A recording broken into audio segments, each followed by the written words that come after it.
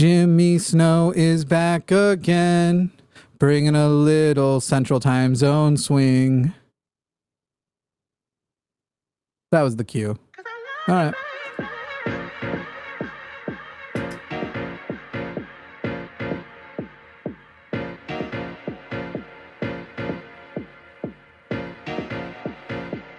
Signed up for the... I'm here against my will. Somebody help. Love you, love me. Love you, love me. Love you, love me. Love you, love me. Why would... Okay. Welcome. This is the Sunday Show After Dark. My name's Jimmy Snow, and I feel like crap. Her name is Eve with Framed, and she feels like crap too. Neither of us feel good. Did I say Eve was framed? What did I say? Yeah, with framed? Eve with framed. Yeah. That's about this how is I'm feeling Eve right with now. framed. She is starting a new picture frame business. Her name is Eve, and you can buy frames from her. She's Eve was framed with frames. Wow. Everybody, Wow. welcome. We're excited, but we're also damaged. Now, that's actually usually true, but in a more right now kind of way, not existentially. Oh, I don't like the way my hair is split right now. Hang on, let me. I was literally just thinking, oh, Jimmy's hair looks so nice. Wow. It was a look, I thought. I hate having to hide it with these headphones. My goodness. I look like a Quaker. It's a vibe. A Quaker. I look like I make oatmeal. Oh, Y'all want some oatmeal? Y'all want some oatmeal? Are there already people queuing up? We got things to tell you and stuff, but this is the Sunday Show After Dark, where we have conversations about religion, spirituality, all things supernatural, and we want to know if you believe in anything supernatural. And if you say yes, we want to know why you would do that. Why that would be. Also, I would be down for a call where somebody just explains why anybody, and I don't mean, I shouldn't say anybody, because now somebody who this doesn't describe is going to be like, I think the reason they would. I would like to know why someone, only if it applies to you, would vote for Donald Trump. Because to me at this point, what is left? What left do you have to say? The fucking Biden has gone conservative on the border. It's horrible. So you guys lost the one thing where you're like, there's this border crisis and Trump would be harsher on well, guess what? Immigration crossings are now down below the levels they were in 2019. And you know what was happening in 2019? I don't know if you heard. Donald Trump was president. So at this point, what is even left? He's just a terrible human being who uses a military graveyard that is illegal to use for political purposes to stage a political event where he takes photos on soldiers' graves with a smiley face and a thumbs up. Like, I have more self-awareness than this guy, and I can't help but laugh at funerals sometimes because I know I shouldn't laugh, but I don't pull one of these. Everything all the news that impression. keeps coming out about Trump, I keep I'm like, oh, this can't be real. Oh, wow, we have it. Yeah, that's exactly what it looked like. Every time something comes up, I'm like, no, that didn't really happen. Like, somebody made this up. And then, no, it's actually real. Every time he actually does that shit. And then he assaulted a person who works at the cemetery who was trying to do his job and basically say, you can't film here. You can't take pictures here.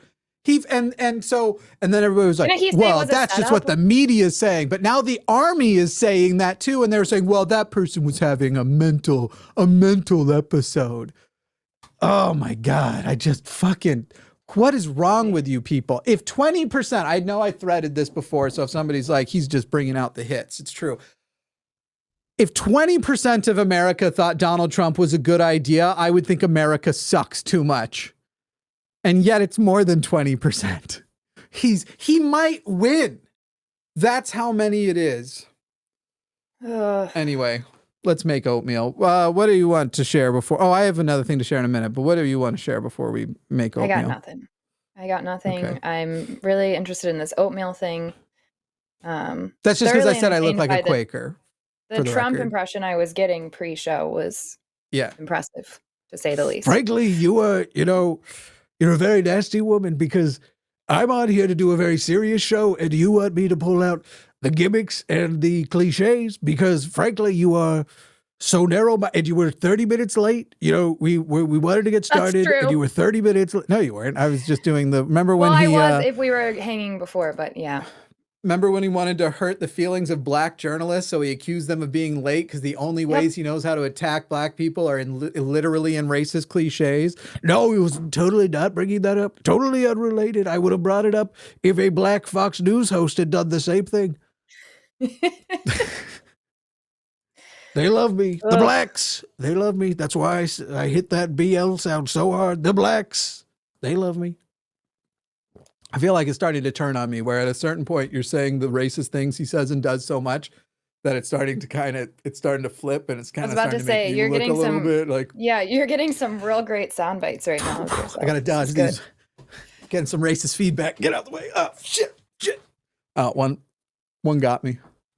Right on the cheek. All right. Nobody liked what I just did. Let's talk to Sean. Oh, wait. This Friday is the launch of Jimmy Snow Has a Podcast. I've been talking about it for a long time, and now it's happening.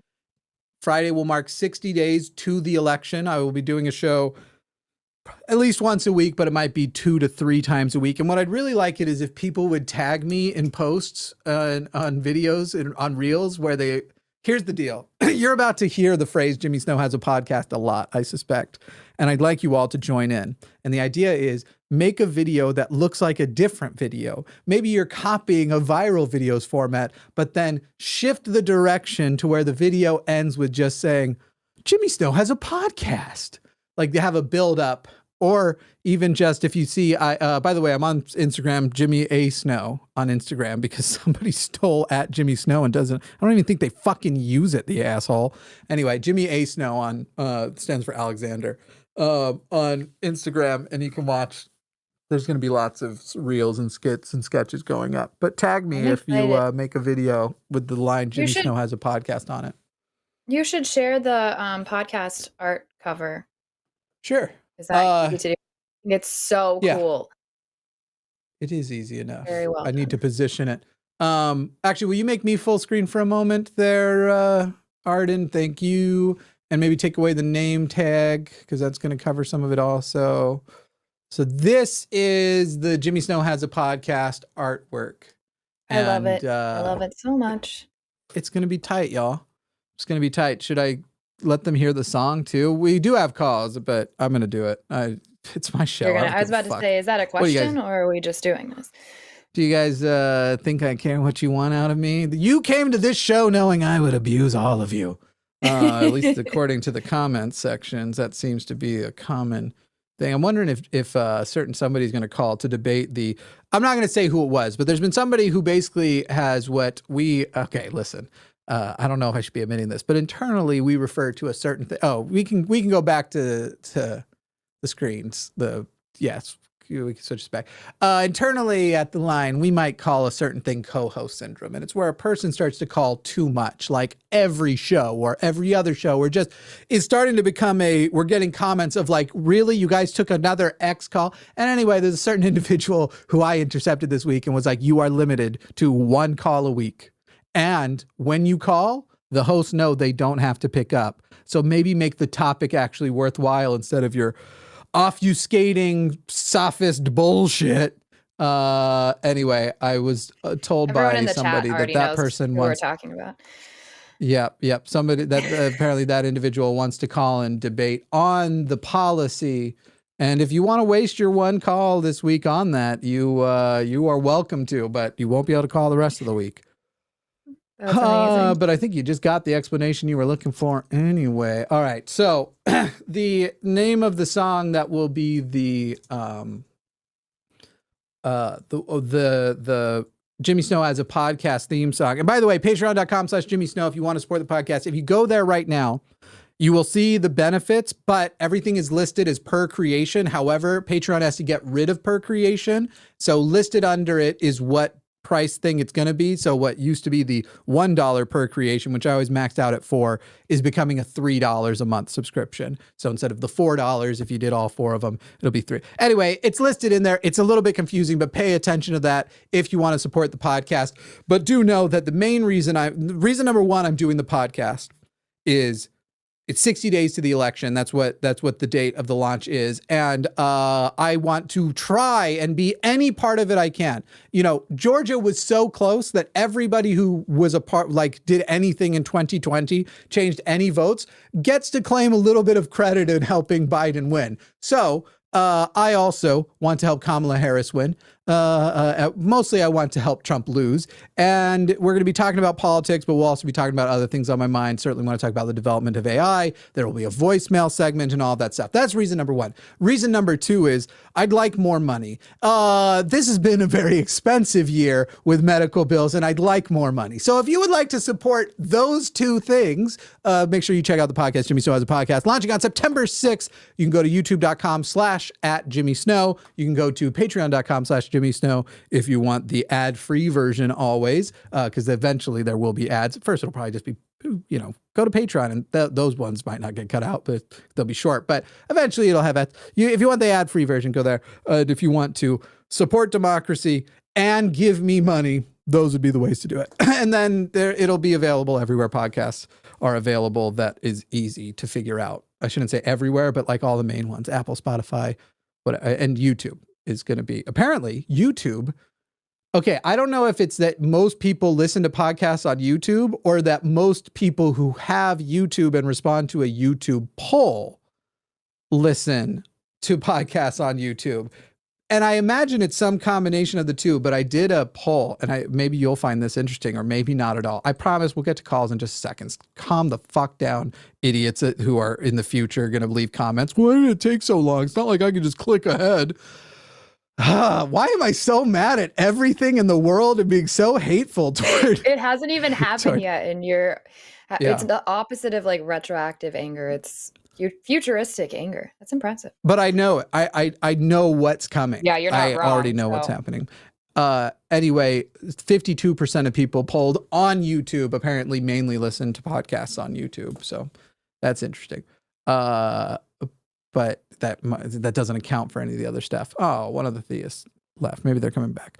I think that's everything. This Friday will be the launch. I will be joined by one of my best friends in the whole world. Her name is Sarah Gibson. She is a musician and comedian and just awesome person. We'll be talking about I was about to say, I didn't stuff. know I was going to be on the show again this week, but never mind. Eve, you're the reason you're not on the first episode. I know, Do you know that? I know. Do you know that I have a note downstairs of planning for who I was going to invite to the first one? For a second? Yeah. Oh, it's going to make me cry. Eve was my plan for the first one a month ago, and I tried to hey, plan B or plan A. Can we get together and talk about, and it's not her fault, but I don't know who else's fault it is. It is my fault. We canceled our plans like 19 times, and I had to fill the slot. I had to have a plan. But I'm sure Eve will be on the week after. Yes. See, there you go. Easy peasy. Let's do calls because that's the shit people want. Do you have 9 more announcements you'd like to make first? I have zero announcements. This is the song.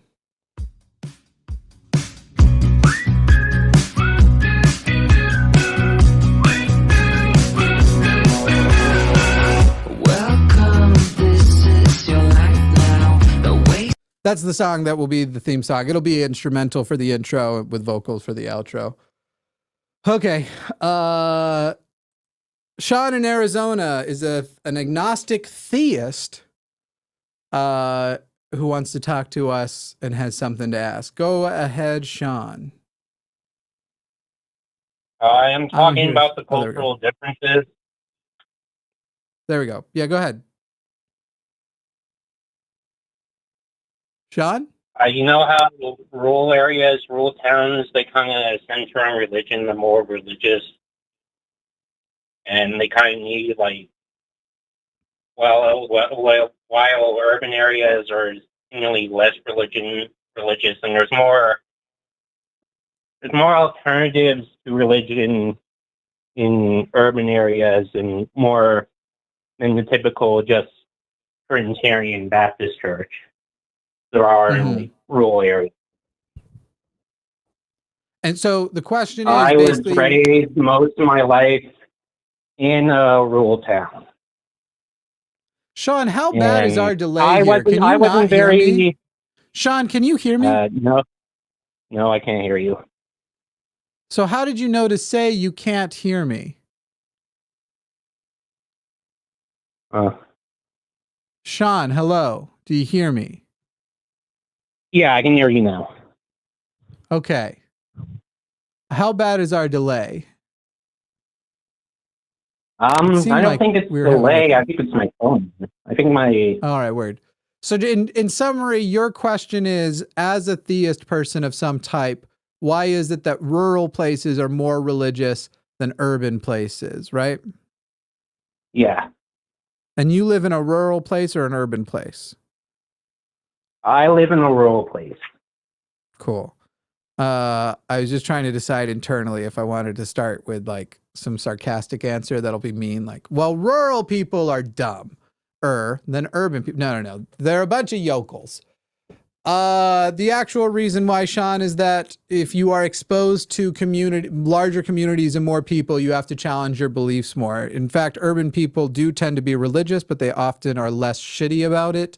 And it is less of a, you must be this specific religion. There's less us versus theming within the actual communities. However, there's plenty of religion in urban areas as well. But if you live in a rural area, not only might you be challenged less often, you might also be more desperate for community because your communities are smaller. And it may be that one of the few places you can find community are at church. So I would say both of these contribute. Eve, would you like to add to that? That was perfect. I think that sums it up. Yeah, the more people you're exposed to, the more you're doing everyday life things with people that think differently than you. Oftentimes that allows you to feel less scared to ask yourself questions about what it is you believe and have less prejudice against different ideas. So I think that definitely contributes. So what does it mean when you say you're an agnostic theist? More an animist than anything else. God comes into my life and he goes into my life. It's more like belief of fairies and it's more like animism than simply theism. I wasn't really raised religious. I skimmed through religiosity in my late teens. I read the Bible. That was pretty much it.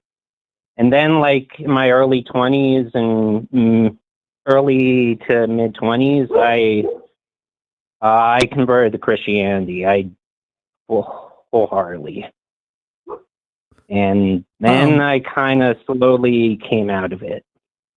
So at present, you have a supernatural animistic belief, correct? Yeah. Would you give an example of the way that expresses something in your life that you look at and go, that's magical, that's supernatural, that's only explainable by animism? The origin of life.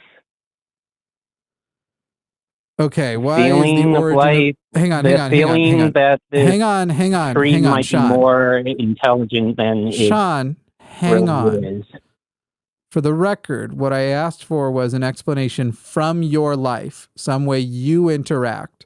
You saying the origin of life isn't an example of that. We can get to that in a moment.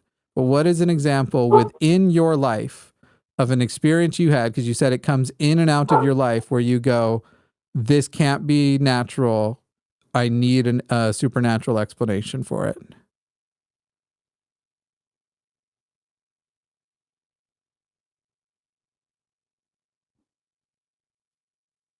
Sean?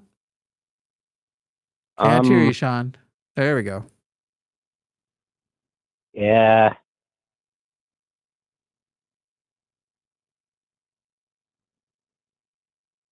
Oh, you got me there. So there is nothing in your life where you actually go, I need a supernatural here. Okay, so you don't have personal experiences. Things I don't understand and things I do understand.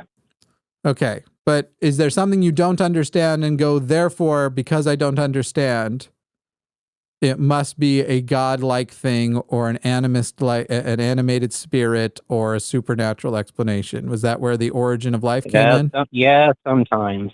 Sometimes. Okay. And why is it that you feel the origin of life, which I assume you are referring to when you say origin of life, abiogenesis, the method by which there was non-living things, something happened, and then something we would call alive was present, right? Yeah. Okay. Why is it that you feel that requires a supernatural being? Not necessarily a supernatural being per se, but like life can only be got from other life, and there's nothing more magical than life. Incorrect. Life cannot only be begot by other life. When you're talking about the abiogenesis event, that seems to have been a non-living thing coming into living. However, every part of you is made up of non-life. Before you were born, you were food. Before that, you were soil. And before that, you were rocks. Right? So let's do it this way. Sean, what are you made of? As a Homo sapien, what are you made of? We'll go with what living thing are you made of? Get it down to the very most basic thing. What are you made of? Erika, cells. Correct. Cells. You got it right. Cells. You are made of cells. What are cells made of? Organelles. Go even more basic. I wouldn't say cells are made of organelles, but cells do contain organelles. Yeah. More basic. There are molecules and then there are atoms. What kind of molecules? I'm not... Sure. Organic and inorganic molecules make up cells, right? Yeah. So every cell that is alive is made up of inorganic and organic molecules. Are those molecules themselves alive? We don't know. No, we do know. They are not alive. Inorganic and organic molecules are not alive. So everything that you are describing as alive is made of non-life. You are a compilation of non-life glued together in such an arrangement that when it follows natural processes, humans get to recognize they exist and dress up to look like Quakers for Colin shows. That's what you are. You actually are made up of mostly non-life. The concept that something is alive is almost more of a philosophical concept.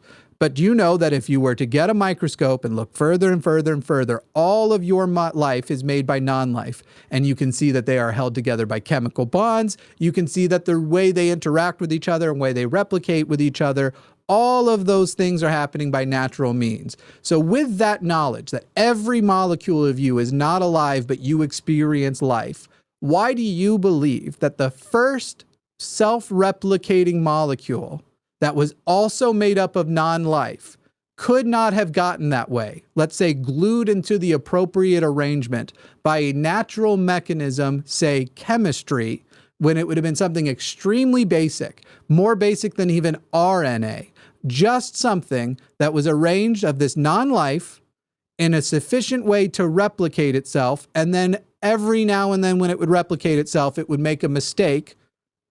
Why does that need an animistic, magical explanation as opposed to everything else we seem to be investigating in science and all of the current hypotheses that are naturalistic and fit the bill, but we just can't actually say this one for sure was that moment because it was so far back? Well, why magic over chemistry? You make a pretty good damn point, and it's what I get paid to do. Yeah.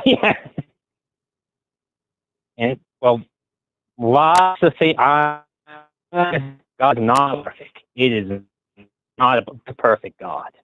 He is not a good God. All right. First of all, your connection's getting worse. So if you can get back to wherever your connection was good, go there. But second of all, we're not talking about whether or not your God was a perfect God. We're talking about the necessity for what apparently is the place you find a need for a God, because you said you actually don't see any evidence of it in your personal life. So you don't even have what most religious people have, which is like this like, oh, this thing happened to me and that's my proof of God, which good for you. Very glad.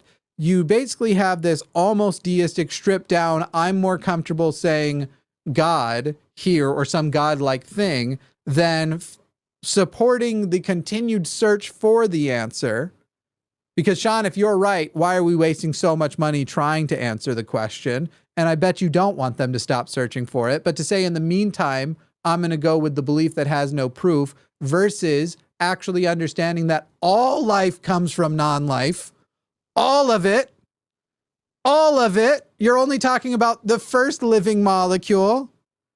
But the thing that we're recognizing as alive and existing, go get a drink of water. It's been the piss of at least 7 other people. All life comes from non-life. All of it. Every cell in you is made of non-life. So all I want to know is why you still need it. Hope. Hope for what? How does whether or not our first living cell, or not cell, the first living thing, how does that being put there by a magical process give you hope? Oh, no, that's the first thing. That's the hope. That's where the hope is coming from. Because that's pretty amazing. That simple molecules can just do that and just create life. But that life will evolve and we'll start to think. You think it's And amazing. we'll start It might have a be mind. routine. You think it's amazing. It may be routine. Look out at all of the universe's natural processes. That water turns to ice at different temperatures is crazy. If you look at crystalline structures, it can feel crazy. But the reason why it seems amazing is because we have a sort of psychological, important thing for our survival, dramatic attachment to the fact that we exist. So much so that people often believe in God because they think they were the goal, that God created the universe with them, both individually and in mass, in mind.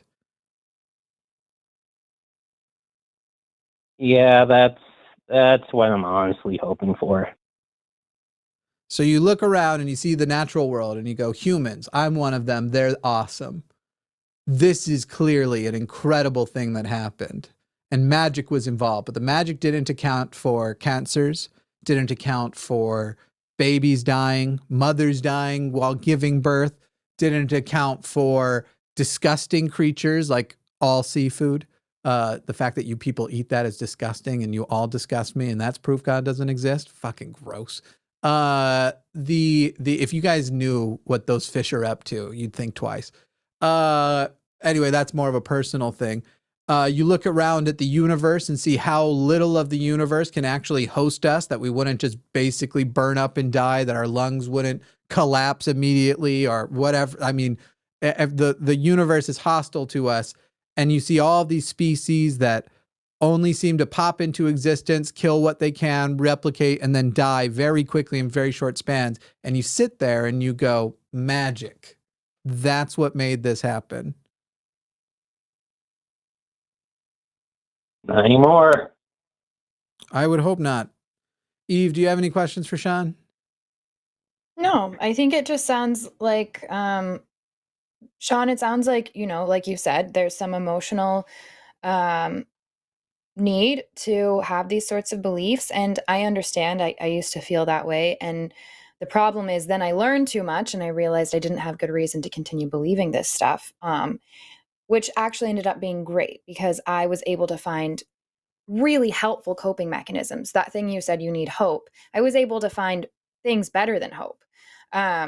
Concrete emotional skills and tools to process some of the things that were scaring me in life. So, that would be all I have to say, is just more on an emotional level. I would urge you to, it's normal to have those thoughts and feelings, but I would urge you to look for real things to help you. Yeah, problem is there's a lot of churches, and most churches You kind of have to believe what they teach you. Each different church. I wasn't a Christian until once I became an adult, and I left it because of some personal emotions I had, and I just don't really have an alternative to church. Not many. There is a beautiful alternative to church. It's called nothing. I don't understand why people, when my dad did this with just God existing. Oh, I considered the alternatives, Christianity A, Christianity B, Christianity C, the alternatives. And then when I was like, right, but what about considering they're all wrong? Well, no, how would, and when I asked him, what would it take for you to realize you were wrong about God? And in the context of me saying existing at all. And his answer was, God would have to tell me himself. So for my dad to learn that God doesn't exist, he would have to be told by God that he doesn't exist. That's religious thinking. It's fucking nuts. So Sean, how about the alternative to church as, I don't know, video games? Fucking Well, what Hot is Wings. it, Sean, what is it about church when you've enjoyed it that you like? What is it that you like that you're not wanting to let go of? The feeling, the atmosphere, the community, somewhat. The community. Yeah, that makes sense. Yeah. I will say, but you also mentioned that you felt this pressure to you have to believe what everybody else is believing while you're there. And that kind of takes away from all of the good things. And there are, recovering from religion, they offer so much support for this sort of thing where you can find community, you can find all those things that you mentioned. And I just think that would be so much more worth your time and energy, and that you would actually be more fulfilled from something like that, because then you're not in a situation where you're having to go along with things that you don't actually really believe when confronted with the facts. Are you going to an animist church right now? Going to a Unitarian church. Well, the Universalist Unitarians don't give a shit if you believe what they believe. I don't know what you mean. They just like to get together and sing songs and be gay. I like them. Yeah. Of the churches, if I had to go to one, they'd be high on the list. All right, Sean. Well, I think we've disabused you of enough notions for today. Take some time, maybe rewatch the call, think about the things we said, and we'll catch you another time. Eric, I'll Thanks, hear from Sean. you, dude. Thanks, Sean. Yeah. Nice enough person. I feel I have little patience for cognitive dissonance I think I've today. spoken with Sean before, and they're really sweet. We've had a good talk. We talked about something completely unrelated though. So if I sound mad, it's because I feel like shit, not because anything anyone's doing, for the record. I hope nobody's thinking I didn't dislike Sean. I thought he was nice. All right, let's talk to Steve. Steve in Nebraska, you are on the line with Jimmy and Eve. Steve, did you know that Jimmy Snow has a podcast starting September 6th? I do now. Hell yeah. All right, what's up, Steve? that's all that matters. Yeah, hey, Jimmy, hi, Eve, and happy Labor Day weekend to everybody. I'm a repeat caller, enjoy your show, and what I wanted to discuss this time was a near-death experience of mine has led me to suspect we are living in a simulation which should not be put to the test. So you want me to elaborate on that a little bit, perhaps? Not really. What officially makes something a near-death experience? Okay, so on July 1st, near the Papillion Public Library, within moments of me having read Dr. Melvin Bopson's paper regarding how to test the simulation hypothesis, I was nearly struck down by lightning. And as the storm raged on past me, I was thinking, well, perhaps maybe we simulated beings best ought not put this God-forsaken mainstream simulated universe to the test. And then as that Steve. thought occurred, Hey, Steve. a rainbow in the sky appeared to me. Hey, Steve, what question did I ask you? Nearly getting struck by lightning is the direct answer to your question you'd asked me. Steve, what was the question itself? What do you consider being a near-death experience? I said, Did I not what hear that officially question correctly? qualifies as a near-death experience? Wasn't talking about your experience. Wasn't asking for the story. I'm glad we got to it. I didn't interrupt it because I knew we were going to get to it eventually. But what I'm asking you is, people love this term near-death experience for proof of whatever. In your case, simulation. But a lot of people say it for God. You've said near-death experience, and now you've shared that for you, instead of like the near-death experience where a lot of people like, which is like, I got into an accident, I was dead for some amount of time. While I was dead, X happened. Your near-death experience is almost more literal. Something that could have killed me happened nearby, but I was fine. And then it sounded like, tell me if I'm getting your story right. Hang on, let me finish. I did not hallucinate. I didn't have any block of oxygen in my brain. I don't think you need to hallucinate to see. I don't think you need to. I don't think you need to hallucinate to see a lightning strike and a rainbow. I'm not accusing you of hallucinating. Unless there is something more to the story that I missed, those are natural phenomena that, by the way, tend to happen close to each other. Both of them are elements of rainstorms. Go ahead, Steve, you're like getting ahead of Jimmy. He's like, if we take this one step at a time, instead of you trying to guess what he's going to say next, then we can just have an honest conversation, which I think will be much more interesting.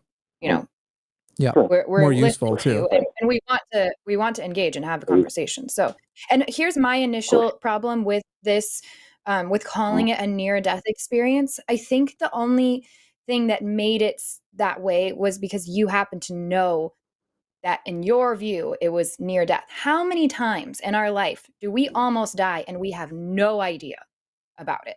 You know, like technically we've probably all had, thousands of near death experiences. If this is how we're qualifying them, you just happen to be aware that you were in a potentially dangerous moment in life, maybe. Right.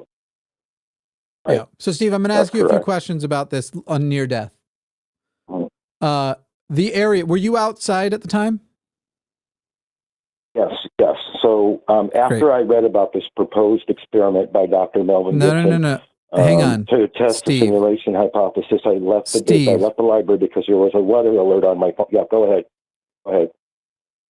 You don't have to answer more than the question asked. You will get a chance to elaborate on more things when it's appropriate. Okay? So Steve, you were outside. Were you outside in a field, or were you outside amongst buildings, amongst trees? Where were you outside, as briefly as you can describe? Best description would be in a field, walking towards my car. In a field, walking towards your car. Were there any buildings nearby? Library was probably within 50 feet. Library within 50 feet. Are you willing to tell me what town this was in? You don't have to, but if you don't care. Papillion, Nebraska, July 1st, around 5 p.m.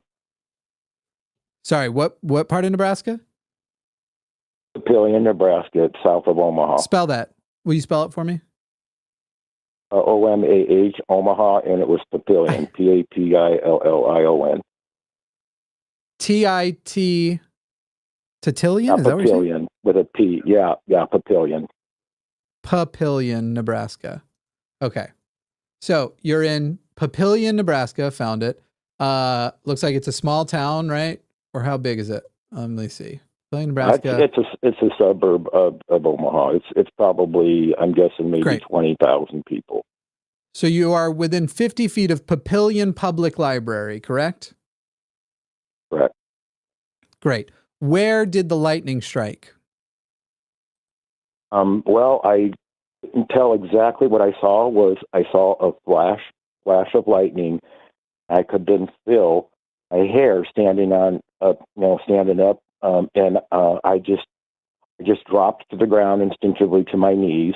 And then as I dropped, I heard the clasp, and I felt the ground around me trembling.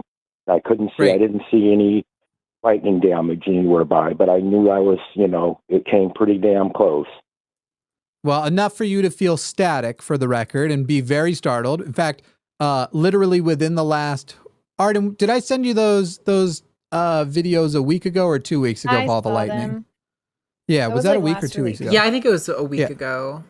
So last week, I literally saw lightning strike the field behind my house. It's the first time I've seen where lightning hit the ground ever in my life, where I actually saw the plasma charge explode, saw the smoke come off of it. It was an incredible experience.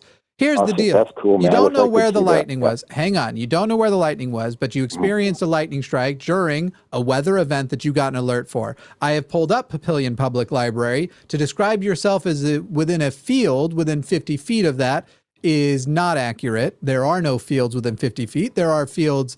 There is a field quite a bit away, several blocks away, but there are buildings all over the place. So even just the description of a near-death experience, where if you look up the nature of lightning tends to strike whatever the tallest thing in an area is. That's why they say, like, you might want to find coverage, but not necessarily coverage under the tallest tree, unless that's your only option. And even then, don't stand right by the core of the tree, because if it hits the top, it can come through and hit you. I wouldn't even describe... Hang on, Steve. By a tree. Great, Steve. Your car is parked by a tree. Wonderful. And you are surrounded by buildings. In fact, I can street view roughly where I believe you actually were. You are surrounded by things that are highly more likely. Between the library, the courthouse. Yep. You know what's funny is that's actually where I popped down street view. I'm not even kidding. Was between the courthouse and the library. Cool. Yeah. So you see exactly where I was. You hang on, Steve. Weather record. Stop trying to get control of this. I can see that you not only are where you were, you are one of the least likely things to get struck by lightning.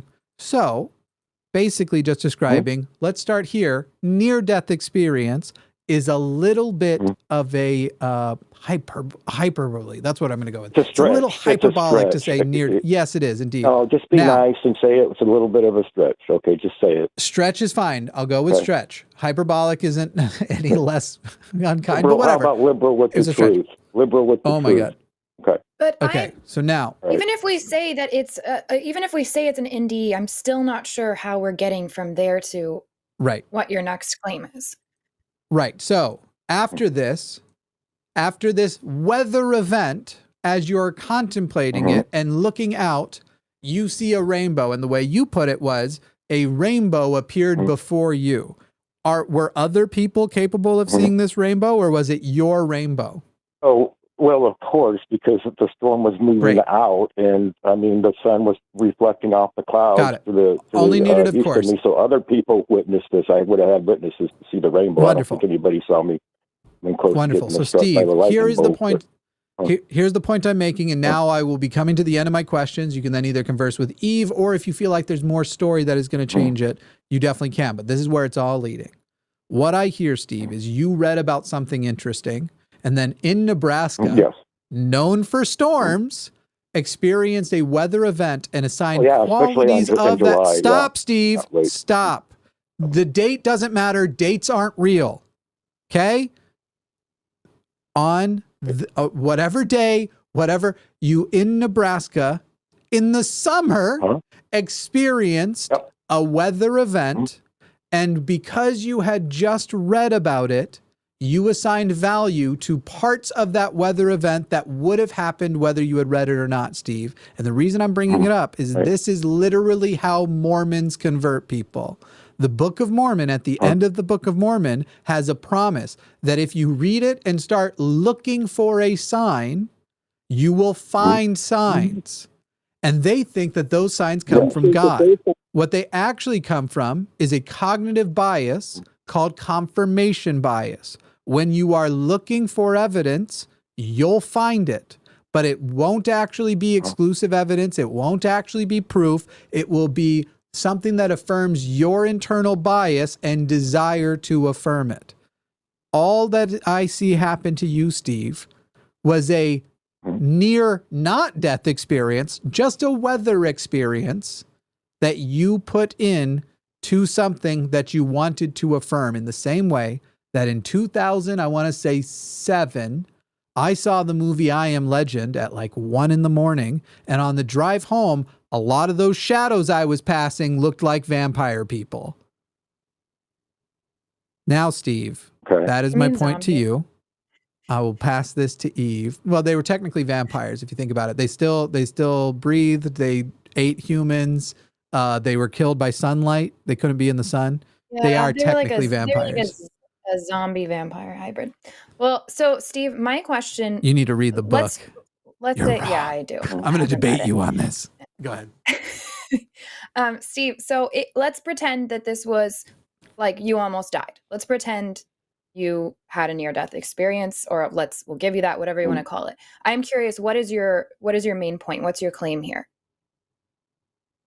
Well, I believe that, just the order of events, it just seemed kind of weird, like coincidental, or too much to be a coincidental. I mean, I was reading about this. So what was it? That's what I'm asking. What do you think? What do you think happened? Theory. Right, I understand. You've told the whole story.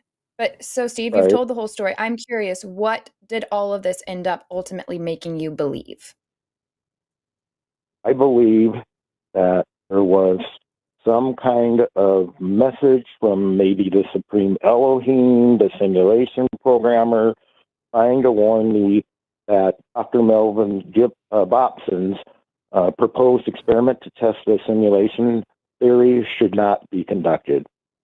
So you think it was a warning campaign? You think it was a warning from a god to tell you not to test the simulation, and ended up what happened is, because of that happening, it made you think even more that it's a simulation. So that backfired on that god's plan. So that just doesn't make sense to me. Well, I have no idea for sure who's outside the simulation, but we can test it. There's a way that we can. Dr. Melvin Bobson has come. You can read about it online. I'm not going to go over the, bore you with the details of how it can be tested, but you can look online and see that Dr. Melvin Bobson has a proposed experiment to test the simulation theory. And if it's true, I mean, is that going to convert you guys over to believing, hey, there's something more to reality than what we perceive? If it survived, first of all, if it survived peer review, yes, I would accept the scientific consensus. He is the most prestigious information physicist. And yet we have never, ever accepted prestige as a means to bypass peer review. We peer review Einstein. We peer review Einstein. We peer review Newton. We don't skip peer review because somebody's real sexy at science. If he survived, if the experiment, Steve. People aren't peer-reviewed. Experiments are. Research papers are. Whether or not he's been peer-reviewed in the past. Steve, yes. If his experiment survives peer review, then I would accept the scientific consensus. And then, Steve, I would feel extra fucked. Because if that is true, that we have a natural appearing universe, but we have proven that we are actually not in base reality, and that there is at least one reality outside of our reality responsible for ours, how will I ever get to investigate the nature of that reality? How would it would suck to find out. But Steve, we haven't even proved in our universe that such simulations are possible to be made, that we could make, and that is what simulation theory almost always is based upon. But we're getting close. Now, Steve, not yet.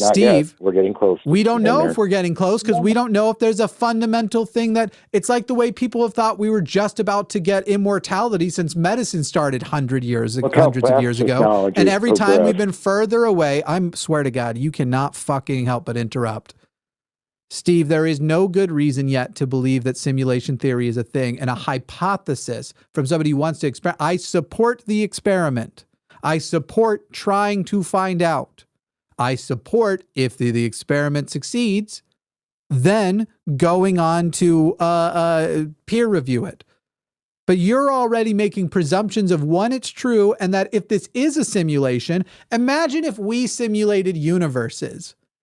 We would have the computer set in such a way that some random species in the corner in point one of point one of point one of point one of point one of point one of several more 0.1% of the simulation, some random species might have pieced together that there was a simulation. So let's head over there and send a lightning bolt that also is consistent with the natural shit already going on and no anomaly to create it goes. Steve, you are getting into conspiracy thinking. Can I ask a question real quick, Steve?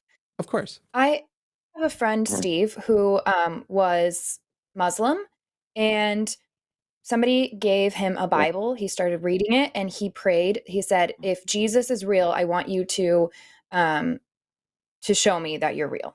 And that night he had an experience where he believes that Jesus showed up in his room and he saw Jesus. And now he's a Christian and has been for like 15 years.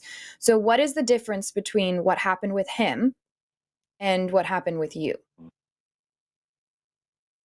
Well, I think you guys are leading me to believe I have confirmation bias. So that's what I'm I thinking asked you you a guys are question, doing. Steve. I'm not trying to lead you to anything. I'm genuinely trying to have a conversation with you, and I'm asking what I think is a very valid question. What is the difference between what happened with my friend and that made him start believing? And I don't care if you want to call it coincidence or whatever. All I did was tell you the story. I'm asking what's the difference between that and what happened with you? Well, I think different. Well, I mean, I had a personal experience that kind of made me think, So but it led you to believe two completely different and opposing beliefs. I mean, I can't judge anybody else on their personal experiences, so it's not anything to try to proselytize you guys. I don't expect you guys my experiences to convince you guys of anything.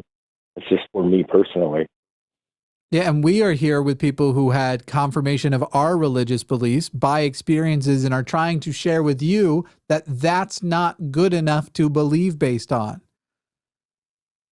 It's a it's a unfalsifiable belief you have. You think there's an experiment that might point to it. It is that's now. Coming. It is now, but it won't be soon. Soon it'll be testable.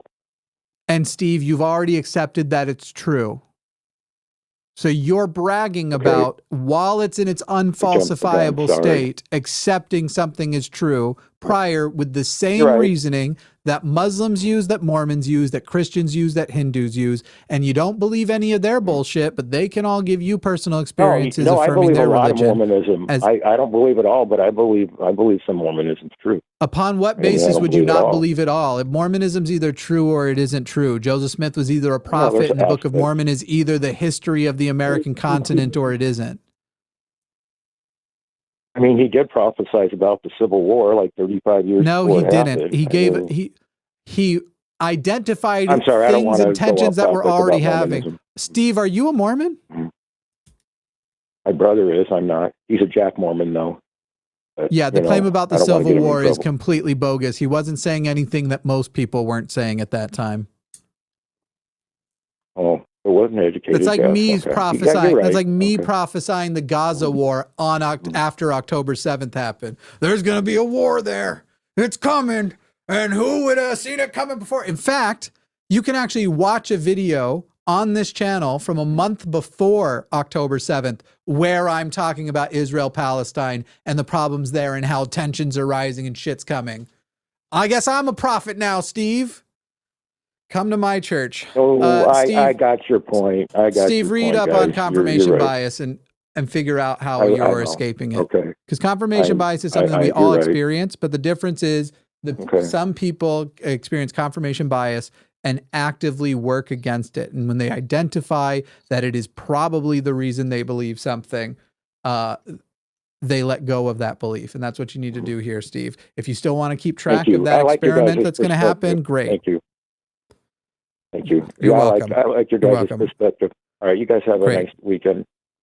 Thanks. Okay. See you, Steve. Yeah. I was going to challenge him on the fact that I was wrapping up and he was once again interrupting, but honestly, let's move on.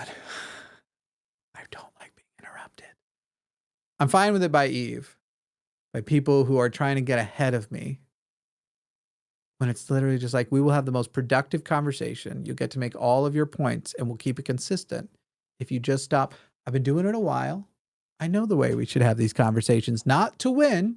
The way we should have the conversations to where you get your piece out and we get all of it. Now, am I going to win? Yeah, because I'm right and you're wrong. But that's not the intention of the line of questioning. Well, it's just not, you can't have an honest conversation if somebody is trying to anticipate what you're going to say next. So better to just have an actual conversation like one would with a regular person in real life. Yes. Imagine that. All right. Let's move on to some of these calls. I think are almost like barely not actually atheist calling, but we'll find out. Xavier in Michigan. Xavier, a deist in Michigan, you are calling to ask about skepticism. Yeah, hi guys. Hi. Hey, how are you? Yeah, okay. You can hear me? Yep. Okay, cool. So yeah, barely theist calling in. I actually was a theist the very first time I called in with Forrest and Gordon. Forrest said some things that really made me think, and eventually I moved down to deist or up to deist, depending on how you think about that. But my problem here is I think about like what Paul. I also talked to Paul at one point. I want to believe in as many true things as possible, and not believe in as many false things as possible.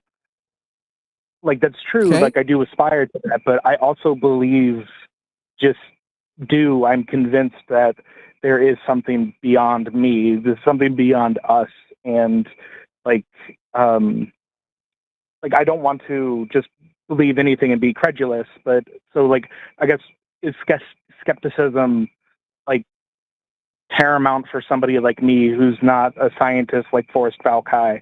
Like I'm a handyman who does work with my hands, and I try to live my life empathetically. But I do believe these things. And your question was what? So, can I still call myself a skeptic if I'm persuaded by that? No. That was a quick answer. Skepticism is withholding belief until it is adequately, until evidence is adequately sufficient, until it is an adequately justified belief, and to go, I'm still convinced out of incredulity that a God of some kind exists somewhere, or you're using this phrase greater than. I think most people believe something greater, but usually when you're talking about something that's direct, something, I think the laws of physics are greater than myself, but it doesn't mean that I think a mind is keeping them all together or put them in place. So no, if you have an unwarranted belief, an insufficiently evidenced belief, then I do not believe it would be, especially a recognized one. I have no problem with people who call themselves skeptics not being perfect and realizing along the way, oh crap, here's a belief I wasn't being very skeptical about. Let me let that go. In fact, there are a lot of people who call themselves skeptics that have some beliefs that I would say are evidenced into their contrary, usually having to do with certain social issues. I'm saying there's a lot of dickbags who call themselves skeptics that are shitty to trans people, but that's neither here nor there. Anyway, as far as skepticism goes, no, I would not consider a person who maintains a supernatural belief, a belief in that which is undetectable, impossible to find evidence of. I would not call that person a skeptic, and I would go out of my way to say this person is in fact not a skeptic. Okay. Is it then a bad way to live your life then? Like am I being a completely irrational person just because of that? If I dictate the rest of my life, like Forrest always says, like, why is this one thing that you believe differently on? Like, you don't accept evidence, or you only will take evidence for other things, but this one thing you'll be like, magic. And I find myself, doing that. But does that make me like not a rational person, like, or reasonable? Sometimes it makes you a not reasonable or rational person. It makes you inconsistent with your logic. Oh, and I think it also primes you for gullibility. I think it primes you for, if you start to hear answers that sound complex, maybe beyond your understanding, but seem consistent with the belief that you want. I think that escaping cognitive biases is one of the most difficult things skeptics even, but all humans have to do. And I think if you give yourself an excuse to maintain a cognitive bias, I think that it is going to be most people who are then going to build upon and expand that cognitive bias into other places. And so this is why you see different spiritual, quote unquote, spiritual traditions also being the primary marketing target for other things that are bullshit. So people who consider themselves, I'm not religious, I'm just spiritual, tend to support the multi-billion-dollar industry of astrology, or the multi-billion-dollar pyramid scheme often industry of essential oils and the like. So tend to go to the, I know that there are token good chiropractors out there, but tend to spend lots of monies on the not good chiropractors, the ones that come from, people don't know, chiropractic literally started, and I mean this literally, as a cult, like a really weird cult where the leader of the cult, his son wanted to take power, so he tried to kill him by running him over with a car, and then but the dad wouldn't press charges even though he knew he did it and stuff, and then died later. Anyway, it's a whole thing. I think that any amount of acceptance of faith is bad for a society because it primes them for certain types of predatory things, and in a capitalist society, that's going to come in the form of targeting you for what kind of, well, just in case this belief is true, I should spend a little bit of money, make sure I've got all my spirits purged. Let me just buy a little bit of sage just to purge the room just in case. That kind of shit is common. Yeah. As Elsa says, let it go. Let it go. I fucking hate that song. But I mean, it's a good song, but I hate it. You need to listen to it. Fair. Well, it's funny that you had mentioned a chiropractic,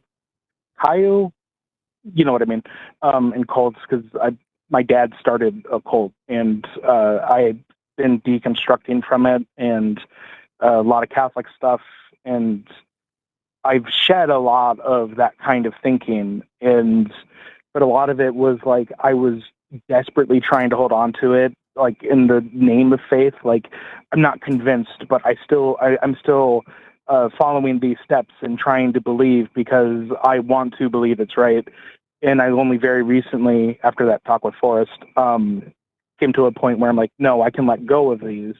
But deep down in my core, I do actually have this belief. I'm not trying to hold on to it.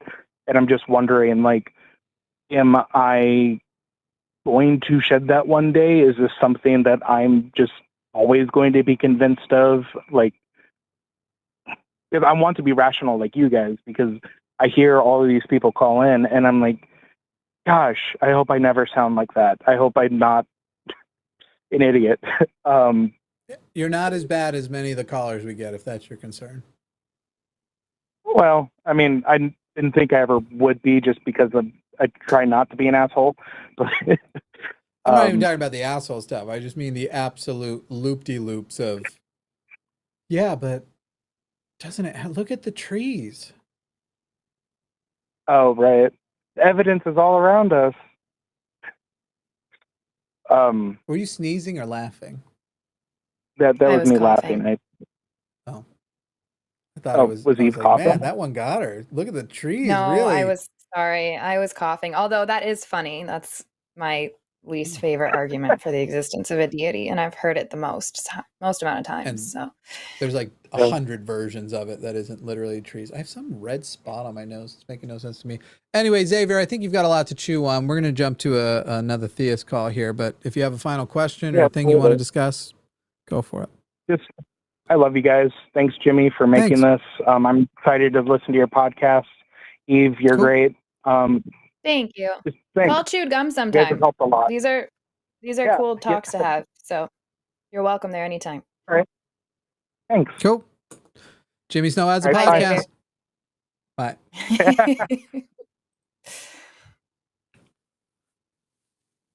I've got the theme song in my head. With you. It's good.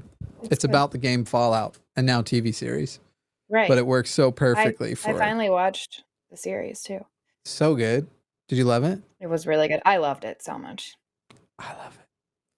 I love I mean, people know I have a bit of a pervy mind, but for some reason the scene just replays in my head all the time where she's like, would you like to have sex? Goes, oh, yeah. Use my cock? And then he's like, well, but what if that thing happens and he's describing what's supposed to happen during sex, but he's been trained by the Brotherhood to think it's a disgusting thing. So Part of me wants to start doing calls as Trump, but no, wouldn't make any sense. Oh, boy. Because frankly, this is cognitive dissonance, and I don't actually know what those words mean, so it sounds weird coming out of this voice, hearing those phrases. He's not a guy who would understand cognitive biases at all. Not even a little. That was delayed. I feel like that was a pity one. Maybe you were reading a text and it just caught up to you, but it was I'm trying to get the comment section to load the live chat because I don't know how to work anything in technology. But then it was doing a weird thing earlier where it froze for me and I had to okay, cool. I'm glad I'm not. What the fuck is this thing on my nose? I gotta figure this out. Hang on. Let's find out. I'm a licensed esthetician. I'll tell you right now, it's a microphone. Okay. I'm ducking instead of moving the angle of the.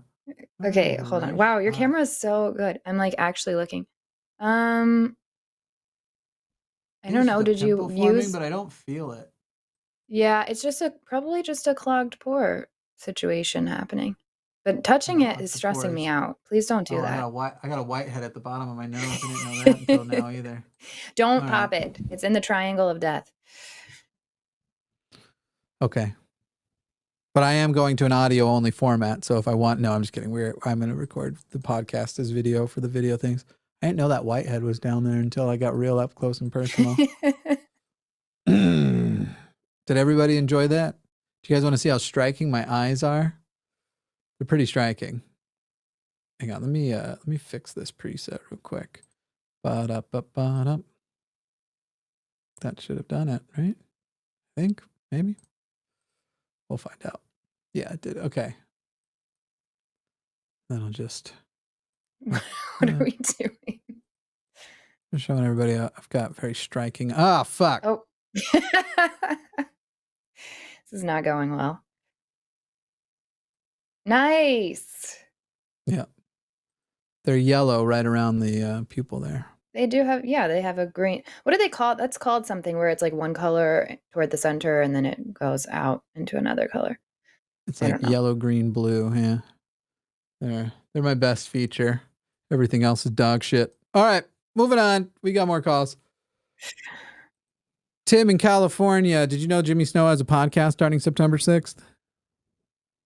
I didn't know. Well, now you do. Hello? All right. How you doing? I'm fine. How are you, Jim? Please, no one calls me Jim. Jimmy is fine. You like Jimmy? Well, my name is Tim. Yeah, that's good. Yep. My name is Tim. When somebody calls me Timmy, it always makes me feel like a little boy. Well, I am a little boy at heart, so let's just stick to my little boy Jimmy name. Yeah, I'm not sure if that's virtue or vice on your part. I may have the same problem. My grandfather went by Jim, so I prefer being the distinctly different Jimmy. But anyway, what's the you're a theist, you're calling in about the truth, you want to know what the truth is, I think. What's your deal? Yeah, how would you define the truth? I mean, do you want the philosophical definition? Do you want a colloquial definition? If we want to get deep and pedantic and start sniffing our own farts, I would say it's that which is objective, consistent, and universal. That's the literal three qualities of truth. I think a good definition of the truth would be a statement or belief that corresponds to reality. Would you accept that? Okay. Yes, and how you would find out what that is by testing whether it is objective, consistent, and universal.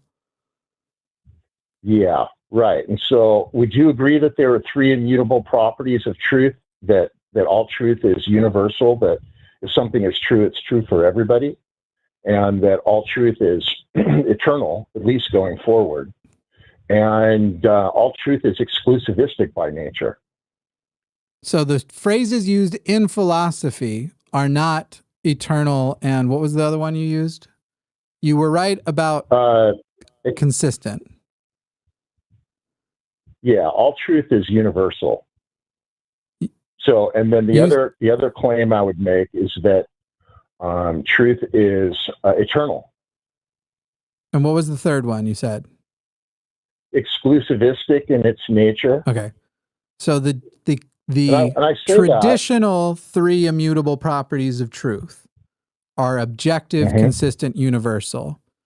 Eternal and exclusive, you could say, are a part of the others. Exclusive, you could maybe say, is part of objectivity, though it's not its totality. And you could say eternal is a part of consistent, but again, not in its totality. But anyway, just splitting hairs here, since we're having one of these philosophy talks on a show where we have conversations about what do you believe and why, and proving to people that if you want to force me to do it, I can fucking do it, but I'll sniff my farts harder than you sniff yours. Yeah, I try. If I cut a fart, I usually try to leave the room. I'm not interested in sniffing my own bad gas, if you will. You crop dusting motherfucker. Anyway, go on. Oh, come on.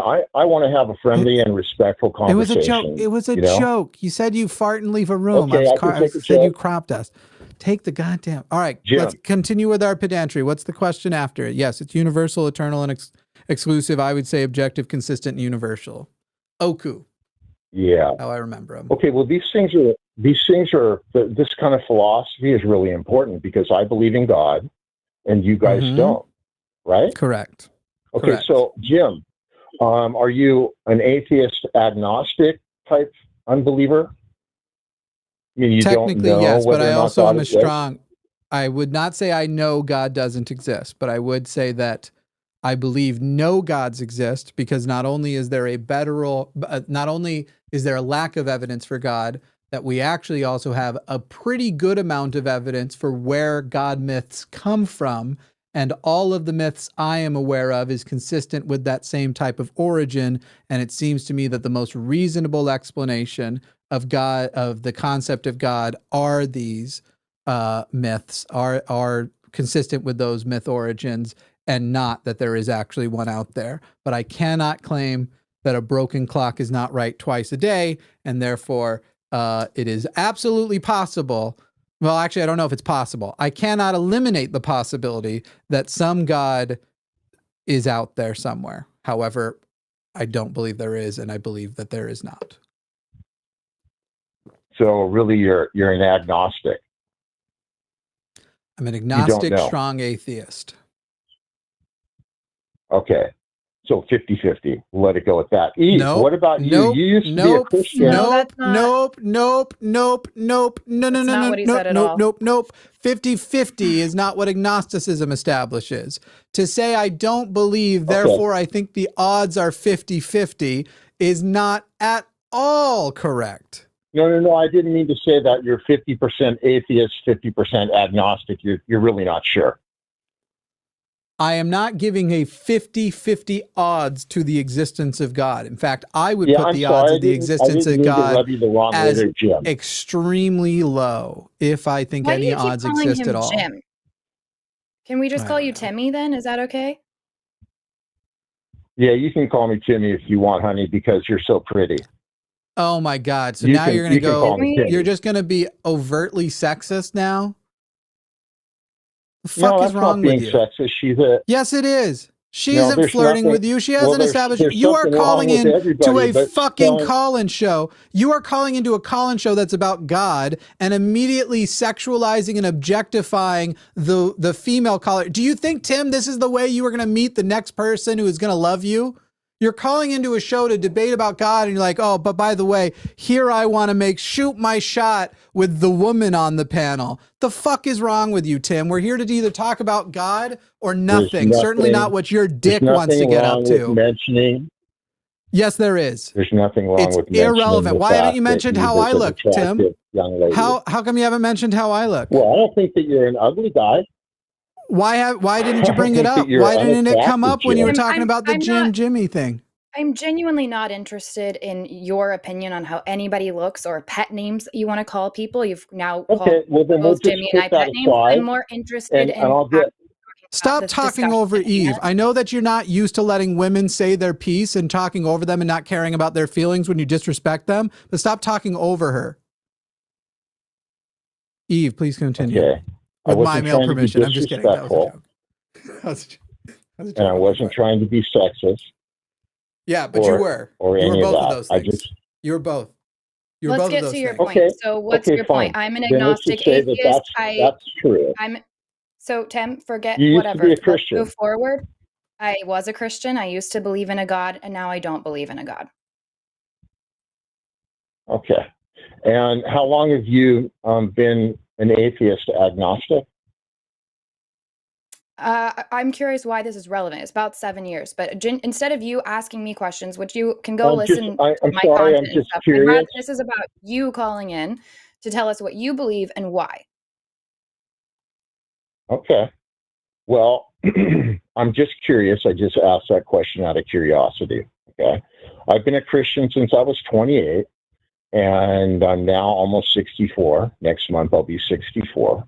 And I believe that the topic of God is a fundamental importance when it comes to successful living and human flourishing.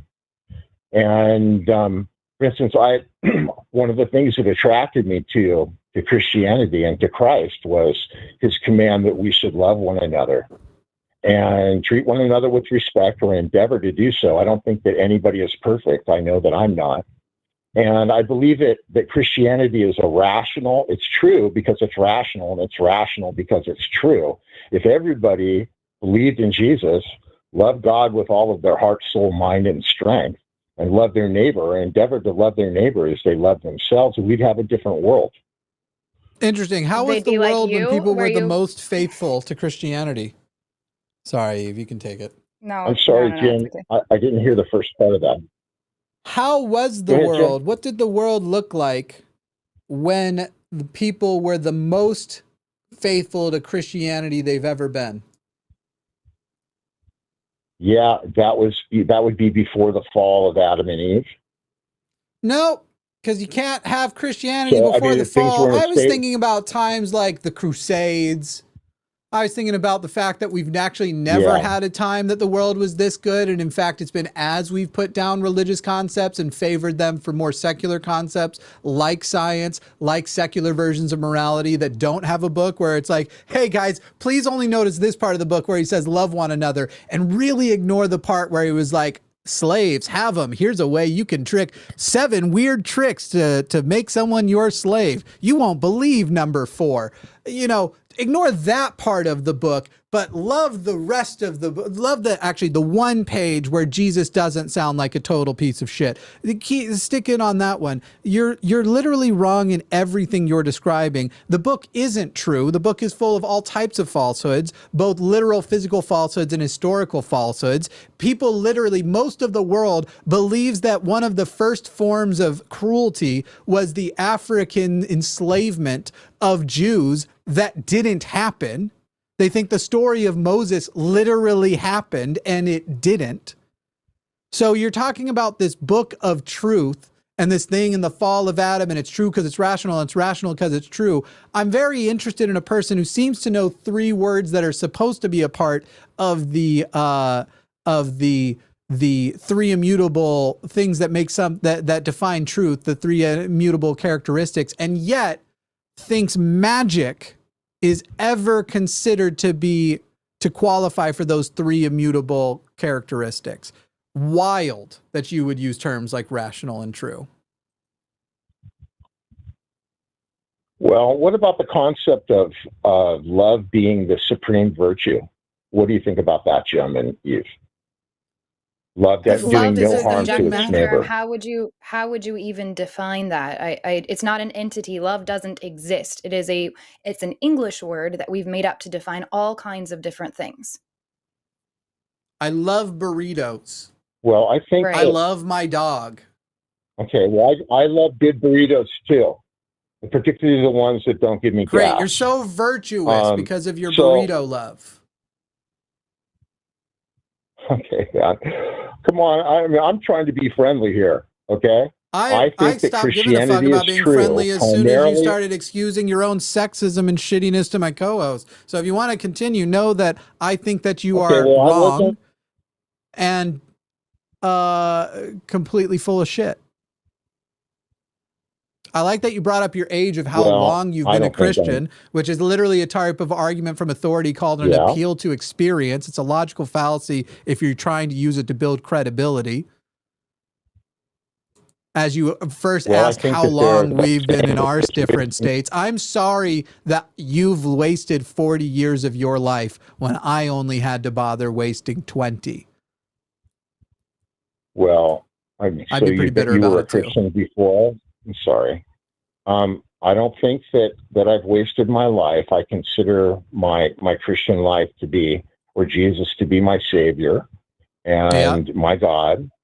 And he thinks it's nothing real. about you And if because he it's- doesn't if it's exist. True, if Jesus raised himself from the grave, then He everything didn't. that the Bible has to say is Right. true.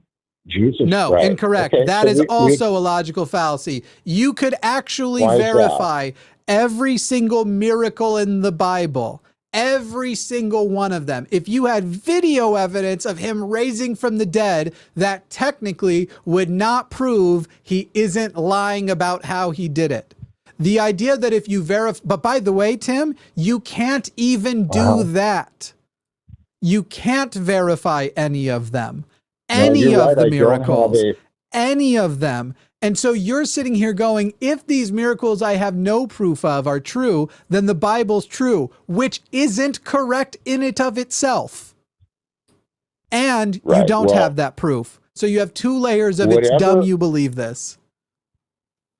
Whatever we choose to believe in, it is a matter of faith. Whether You don't you're choose an to believe. So agnostic, now it's it's beliefs- amazing. You you don't started choose with your you started beliefs. with philosophy.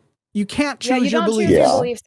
If somebody put a gun to my head right now and told me to believe in Santa Claus or I'm going to die, and they had me hooked up to an accurate lie detector test, it doesn't matter how much I pretend to believe in Santa Claus. I cannot force myself to do that, and I'm going to fail the lie detector test. I cannot choose, no matter how badly I want to, what my beliefs are. Yeah, I think that's not correct. I would disagree with you. You're on that. wrong. You I are think wrong. that we- It doesn't I matter think whether that you we Tell me why think. it's wrong. You are Tell me wrong. why You it's are wrong. either I think- convinced or not. I believe in free will, and you're a volitional creature just like every other human being created in the New image fallacy, of God. false And you dichotomy. choose- The opposite of free will is not whether or not you can Well, choose a are you belief. guys- do you want a conversation or do you want to just yell You're at me, right. Jim? I don't. You're right. Not with you.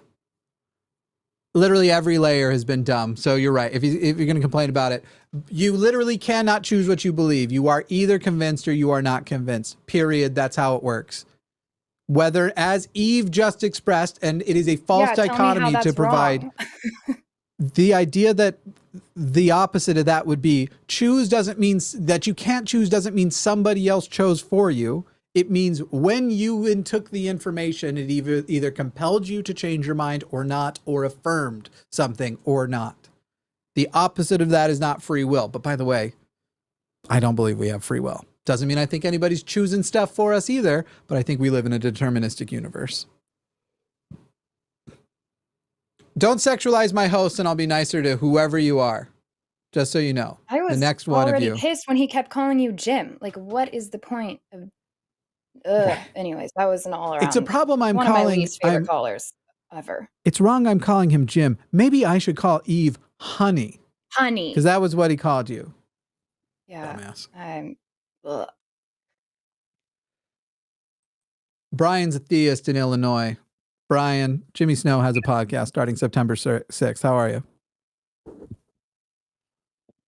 I'm amazing. Brian. How are you doing today? There Can I just say from the last caller, Jimmy, you're a sexy bitch. Okay. I didn't need it either, but I appreciate that you're probably joking. No, I'm just messing around. I got you. So, I just thought, like, here's the thing, man. Like, can we just be honest? Is, Christianity is been around for 2,000 years. It's got like a bunch of world systems to it. Cultural systems, right? And my problem is like, I'm a skeptic at heart, and I won't lie, like, I was born and raised a Catholic. I kind of left the Catholic Church, and I'm kind of working my way in. Actually, a lot of your show is like, I'm like, I disagree with so much. Like, in all respect, man, I really do like appreciate Christian polemics. Like, you should always question what you believe. Totally accept that. But the problem I have, man, is like, I've never like seen anything that like is let's say a system that is better, if that makes sense. So like, I'm open, but like, I as a skeptic, you want to question everything. It's like, okay, we have this thing right here, but before I leave this, I need to find something that works better than what we kind of have believed before, right? Does that, I mean, like, that's a reasonable. Eve, you want to go first? So you're saying, I'm trying to follow your train of thought. You're saying you think it's good to follow Christianity until we come up with something better? Yeah, well, I mean, let's be clear. I've forced myself back into like going into Christianity. Like, I'm kind of on my way, and a lot of the stuff, I'll be honest with you, is, I know, Jimmy, you were kind of like a Mormon, correct? And then you were an evangelical. There's a lot of straw man that like Jesus and the church. So, when I sorry, go you if you want to talk, you can. Yeah. I just I don't think that that's a good reason to believe something. Do you care if something's true or not? No. So like that's all fine. And then we can get to the fact that I don't think Christianity. I think there's a million other better things to believe that are false than Christianity, which I also think is false. So, why do you want to believe something that's not true just because you maybe think there's nothing better? But in my opinion, there are still better things. So there's two aspects of this, right? There is whether Christianity is true, and what a lot of the stuff, like I listen to you guys, I kind of research stuff, and I kind of believe it's true. But my point being is, there's the other side. There's like the natural world and then the spiritual world. And when I say the spiritual world, what I'm talking about is like the way we operate as a civilization. And no, you don't get to do that. You don't get to do that. You don't get to do what you just did. You said the dichotomy is the natural versus the spiritual, and spiritual is defined as how we operate as a civilization. That is not a true dichotomy, because that all falls under the natural world. There's nothing about how civilizations operate that are not natural. So present either a real dichotomy or define spiritual in an actually honest way, and don't think that you can get one over on two people who used to be religious, that at church you're actually using a secular definition of spiritual. Let's just be honest from the onset. Let's respect each other from the onset and not try to manipulate what these terms mean to see if that helps our case. Go ahead, Brian. Oh, no. So I'm saying, like, I agree. And like, I'm trying to be clear is when I say spiritual, what I'm saying is, there's the natural world. There's like, rocks and life. But what I'm saying with spiritual is like, I'm not even like using like, I'm foregoing and I'm granting you. Like, let's just say the sky daddy in the sky isn't real, right? So yes, my point being, let's do that. So my point being is we have a civilizational structure and system that we have.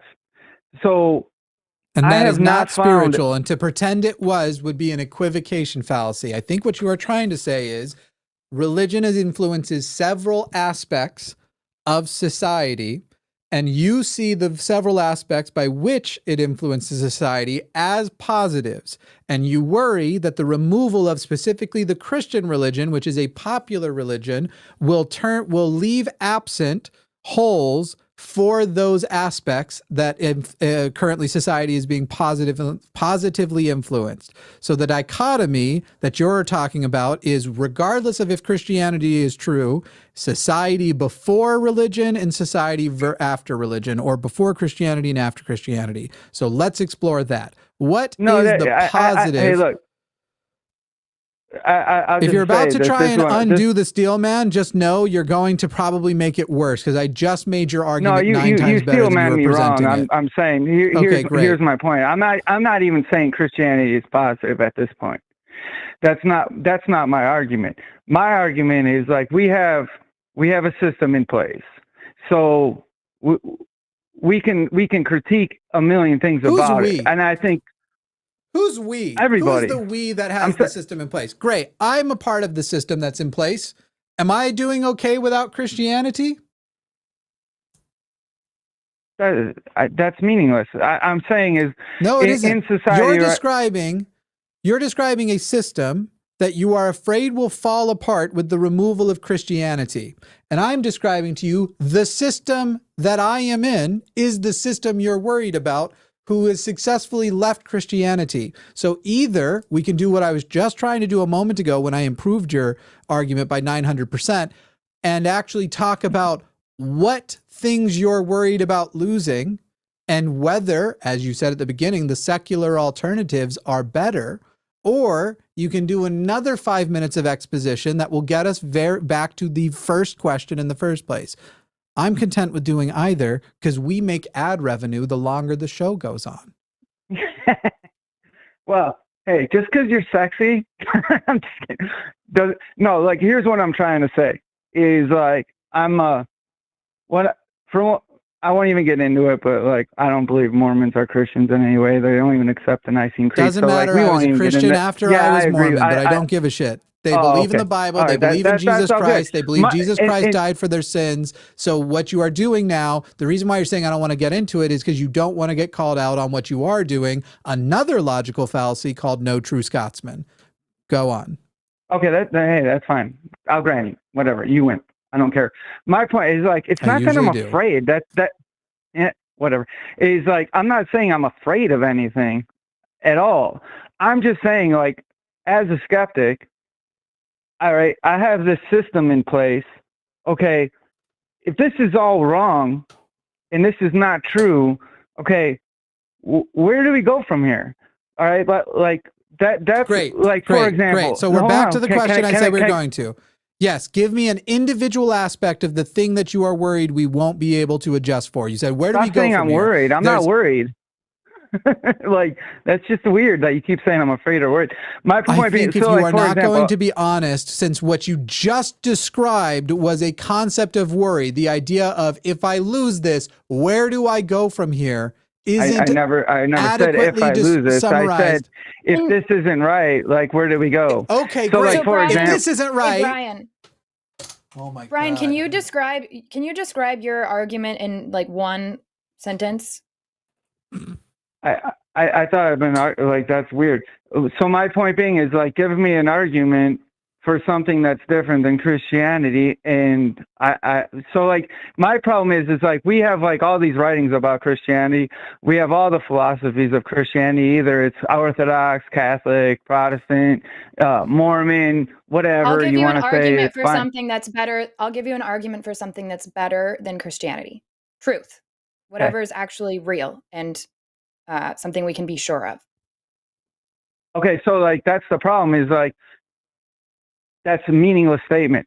So, like, for example, like, you know, you guys want evidence, right? And at the moment, if you look at the evidence, Christianity people that are Christians and professing Christians do the best in society. So it's really hard for me to say, Incorrect. like, okay, this You is are wrong. incorrect. You are incorrect. Christians do the best in Christian societies. You do not get to summarize in society. Brian, if I pop you down in Iran right now, will you do better than the people in Iran? Actually, that's like, for example, even in like No, just say no, because that's the honest answer. If you start with It's not actually, I know actually that you're true, going to go though. off on some bullshit. That's not You will actually not true. do better in Iran than a Muslim does. The society will That's actually reward not and network true. with the Muslim. Yes, it is true, Brian. You fucking No, it's liar. not. You're going to sit here. Yes, I'm it is. not a liar. Great. Why would you say I'm You a said no, liar? it's not. Yes, it is. Because you're sitting here pretending that Christianity advantages you in every scenario, no matter where you are, quote unquote, in society. If I pop you down as a Christian in Portland, you'll do worse than the atheists. That's how shit works. Whatever is culturally bonding people, those people who have the community there around that thing are going to benefit the most, because it isn't Christianity that brings the highest benefit. It is community that brings the highest benefit. So as Eve was mentioning, the argument for something better would be something better rooted in truth. If I was going to put a cherry on top of that, I would add a community that's rooted in truth. And that's all you need for something that's better than Christianity. So now if you want to start being honest, we can get back to your actual core thing that you proposed at the beginning, but want to be pedantic about the word worry. If Christianity went away and everybody converted to some secular humanist, for example, philosophy, instead of Christianity, what loss will society have had that you feel will be disadvantaged compared to the Christian society? Go for it, Brian. All right, perfect. So I'll tell you like a few things. Is like you keep saying rooted in truth, correct? Are you going to answer my question, or are you going to answer the question? Yes, I am right now. Did I just ask you? Why are you yelling? Okay, great. Repeat the question I asked you. What question did I just ask you? You asked me what law would be better in a second. Nope. I never said law. I'm sorry. And okay, that's fine. You want to try again? Because like that was a word. Sure, I would maybe. like to try again, Brian. Would you like to try listening this time? Yeah, I'm going to try as hard as I can. Great. to work Try hard. Great. Wonderful. All right, I'm going to try hard. What aspect of Christianity will be lost in a secular humanist society that would have advantaged the Christian society to a greater extent than the secular society will benefit? That was all right. So that was another word salad. I'm sorry, I don't Goodbye, get it. So dumbass, because it wasn't a word salad. It was a very direct question and trying to get to the root of it. Goodbye, you asshole. Yeah, I'm just not doing it with these pedantic and that's a meaningless thing, except for actually she just owns your ass up and down the block, and for you to go, well, that's a meaningless statement. It's not literally meaningless at all. The alternatives to Christianity are better than Christianity. And in fact, Christianity has improved over the last 2,000 years as it has borrowed from secular humanism. Because guess what? The Civil War in America was fought between Christians who believed slavery was justified by the Bible and Christians who believed you shouldn't listen to the Bible about slavery. And where did they get that little thing? Some sort of empathy-based system where they thought about how all humans should be treated, as opposed to just their local groups, as opposed to like the 10 Commandments, which people like to go, but it says thou shalt not kill, ignoring the fact that the context is thou shalt not kill other Jews. And then it proceeds, that book, to go, but go kill these people, enslave those people, those women, rape them. Slaves, love it. Sex slaves, even better. That's your fucking book that you're going, but Jesus then said, love everybody. But by the way, that law that I brought up, that law that I was, back there where we were saying like rape them, take them, slave them, all that shit, I'm not changing a motherfucking tittle. That's the verse. He says motherfucking in it. No, but he does say the tittle thing.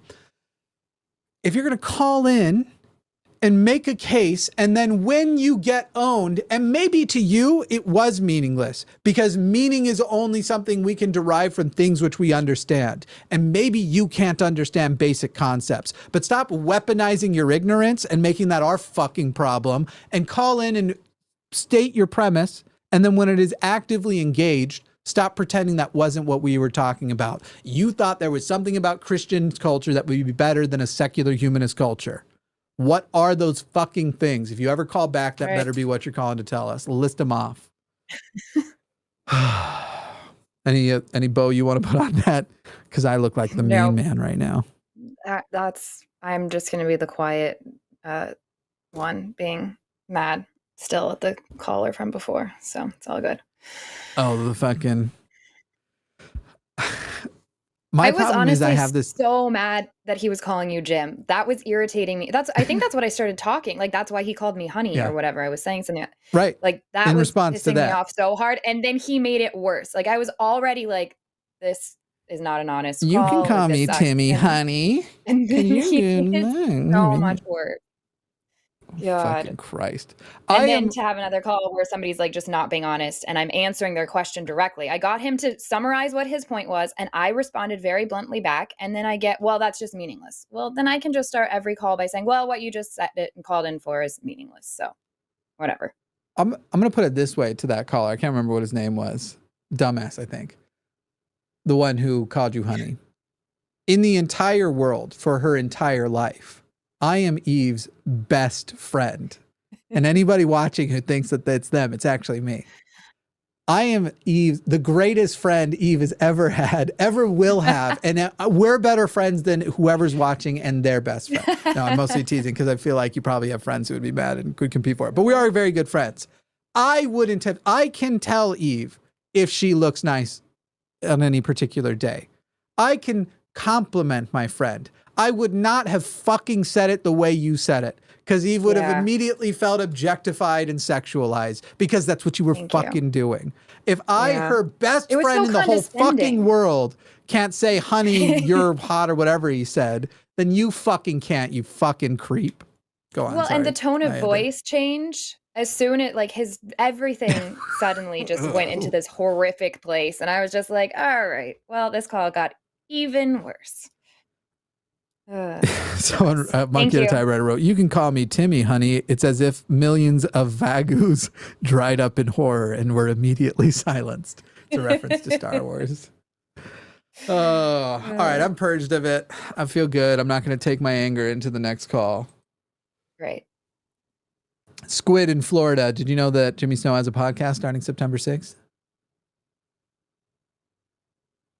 Squid, are you there? Squid.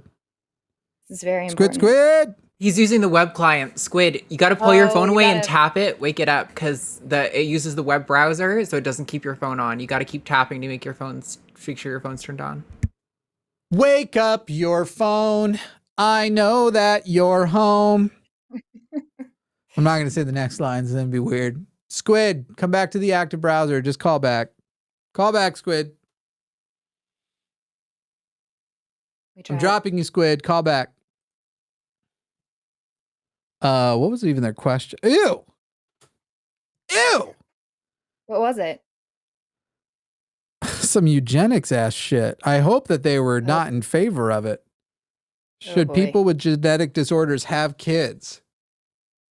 People with everybody's allowed to consider whatever they want to consider for whether or not they're going to have kids. So my consideration, if I want to have kids, certainly has to do with a genetic issue I have on the physical side. But that's up to an individual. The idea that you would try and take a position of because I wouldn't for this reason, therefore other people shouldn't, is fucking eugenics gross shit. I hope that that's not what you meant. Call back in though. We do have more calls though.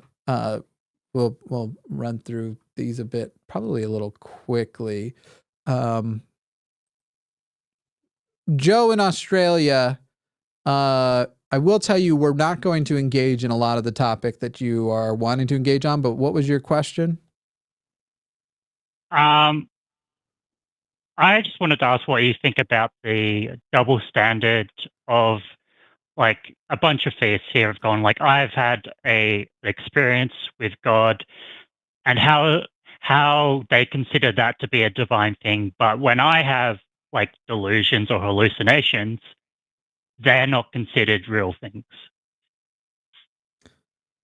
Like, So one can point to a double standard, sure. However, I'm not going to run down the rabbit hole of comparing religious belief to hallucinations, delusions, psychotic episodes, schizophrenia, because cognitive bias, even strong, is not defined as a mental illness, and that is the root of these beliefs, and even the roots of what can be grand delusions. And And in confirmation fact, because bias too. right. The fact is, I'm currently, you're going to hear me talking about them a lot more, because now I'm learning all of the cognitive biases and all of the logical fallacies, because I'm prepping a show. We're going to be doing a game show on this network that's meant to teach people these things. And the more I'm learning of them, even though I was already aware, having, most of us learn early on about certain cognitive biases, like confirmation bias, for example. But the more I'm learning about them, the more it's just obvious. Like, these are natural human things that everyone has. And it would be a mistake to, first of all, it's going to make people who are religious feel shitty if you try to project their religion, project mental illness onto their religion. And it's going to make mentally ill people feel shitty. As we talk about the moral superiority of the non-delusional opinion of the religious people that we don't see different as the mentally ill people, evidently. So, Joe, sure, there are double standards by which they will say, in fact, it's not even a double standard. It's actually a shittier standard. If you sit there and go, hey, you with a mental illness, you should be able to just think yourself out of this thing that's clearly a delusion by approaching it logically, but you won't do that to a much smaller challenge than mental illness. That's a fucked up standard to have. But I'm not going to entertain any overlap of religious thinking and mental illness. Yep, and that's completely fair. I want to preface this as, it's not necessarily saying that religious beliefs are delusional. It's more of a, like, some religious people will say, like, I heard God's voice in my head. And so the comparison is, I've heard plenty of people's voices in my head. That doesn't necessarily mean that these people exist. Well, and my frustration, to agree with you, is as somebody who used to believe that God spoke to me, and I believed that that was a whole thing, I didn't actually hear a voice in my head. It was myself, it's like my inner thoughts, and I said, that must be God. And I think a lot of times people are claiming that they're having actual experiences, describing them as real voices, describing them as things that would lead us to believe it's an hallucination. And I don't think that's even what's happened. They've had normal experiences, like lightning striking near them, and then credited it to a god. So it's not even close to being on the same level of somebody who's actually experiencing different disturbances. So that's just to agree with you further. They're not even honestly describing a lot of these supposed experiences. Okay. I was just taking them at their face value of, if they're saying this is what's happening in their own head, then that's what's happening. Yeah, and we kind of have to. I found that in questioning, if you ask them, so was it a different sounding voice? Did you hear it audibly? All these things. When you come down to it, if they're a lot of times when they start answering honestly, you discover that it's like, well, it was an impression that I had, and I feel like it was God. So, that's just my experience of my past, and then also questioning people along the same line of thought. But sorry, you were going to say? Yeah, I just want to say, like, if I'm not taking these people at their face value and doing the approach that you're doing, I do agree there is a false equivalence between that. And I do want to state, I'm not coming from this as, like, psychotic symptoms are bad. I am someone who has experienced psychotic symptoms, or that negates anyone's arguments. In fact, I believe kind of the opposite, that you shouldn't negate a person's argument just because you think they might have a delusion, or even if they actually have a delusion, that doesn't mean they can't be right about other things. So I'm not trying to I get it. I was just telling you what the lines on our conversation were going to be. Is there anything else before we let you go, though? Because I don't feel like we could do much more in this topic without ending up in that arena. Yep. All good. Cool. I am fine with that. Yep. Great. Thank you. What's your time like, availability tonight? What time do you need to be done by? You're muted. Sorry. Clearly my brain is not working all the way. I can go till like 9:30ish. All right.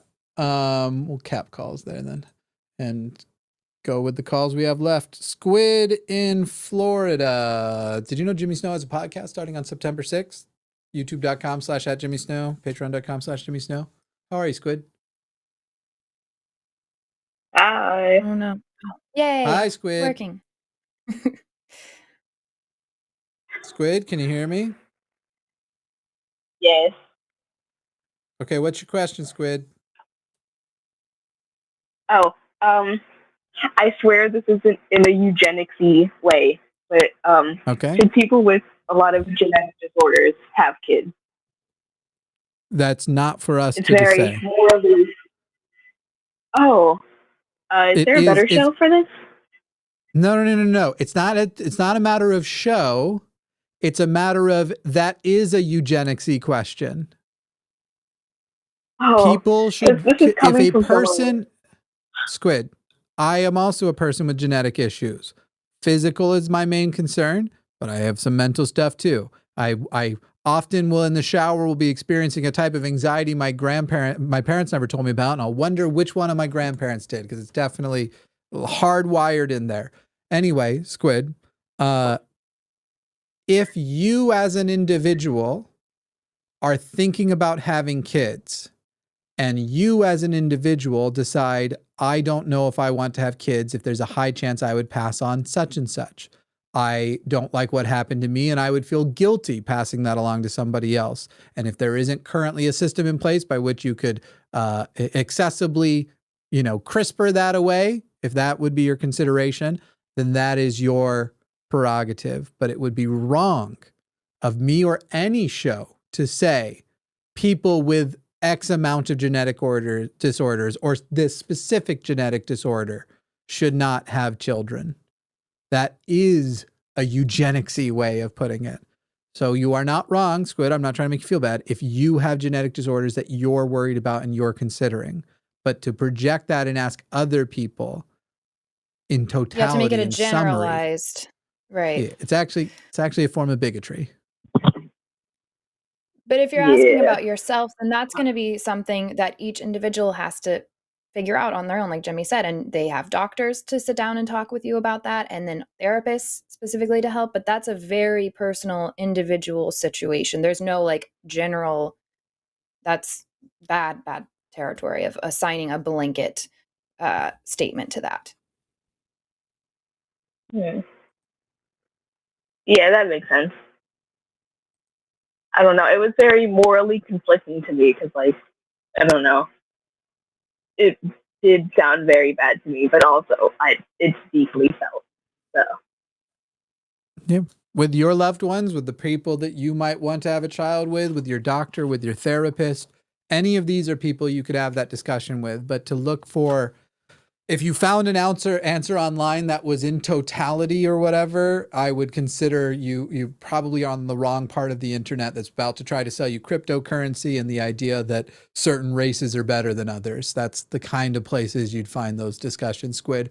It should be a personal decision between you, potentially the other parent, family, whatever. Do you want to talk about why you believe in God? Yeah, that makes sense. It's not God in particular. I the first time I called into the show, I said atheist because I just assumed y'all meant Christian or Islamic because those are the most interesting people. I thought you were going to say like prolific, but interesting is certainly a term one could use. Yeah. So where do you put yourself on a spectrum of belief in God? We don't have to, if you're not prepared for it, by the way. I'm not trying to trick you into having the conversation you weren't prepared for. Yeah. I'm ex-Christian, now theistic witch. I don't know if that counts. Yeah, it's if you believe there's a God and you believe in magic in a young girl's heart, how the music can free. Anyway, I can't say it without going on that direction. If you believe in magic or witchcraft in a literal supernatural way, and not just I've put a cosplay over my therapeutic activities, then that would be theism. Yeah. Yeah. I think the main thing is just comfort. That and like, I think I might be mentally ill, but sometimes I get visions and voices.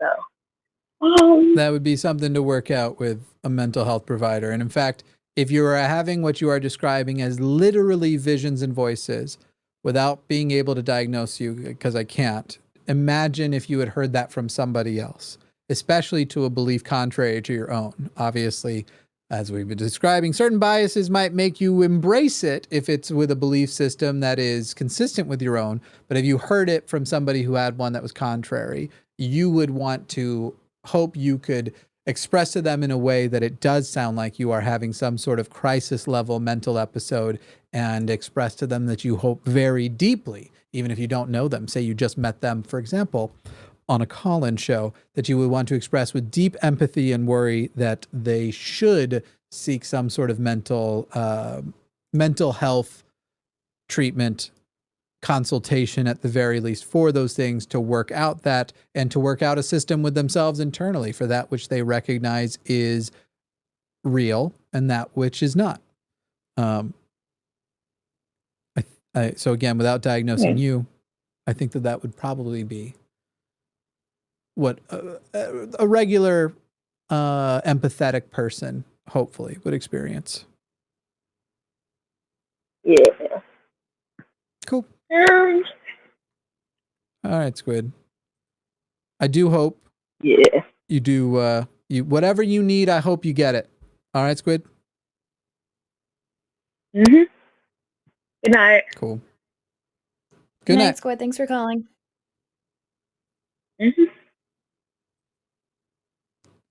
Those calls are tricky. It's always like wanting to make sure there's such a thin line before you kind of are a dick. Gina in Minnesota, you're on the line. Oh, yeah. Don't you know that's me? I know it. Hi, Gina. I know it. I forgot to turn my other phone off there. Sorry about that. Yeah, kill the landline. It's time to just let it go. Right. Stop paying that extra bill. You don't need a landline. I'm just kidding. I don't know you. Anyway. So I just... How is it having the greatest governor in all of the United States?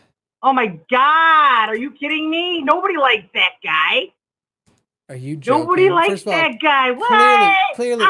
Clearly, lots of people like that guy. He won re-election only like 2 years ago. Maybe you're making a joke. You know why? Tim Walz Because it was a rigged election in Minnesota. We have a little bit of a problem there in Minneapolis.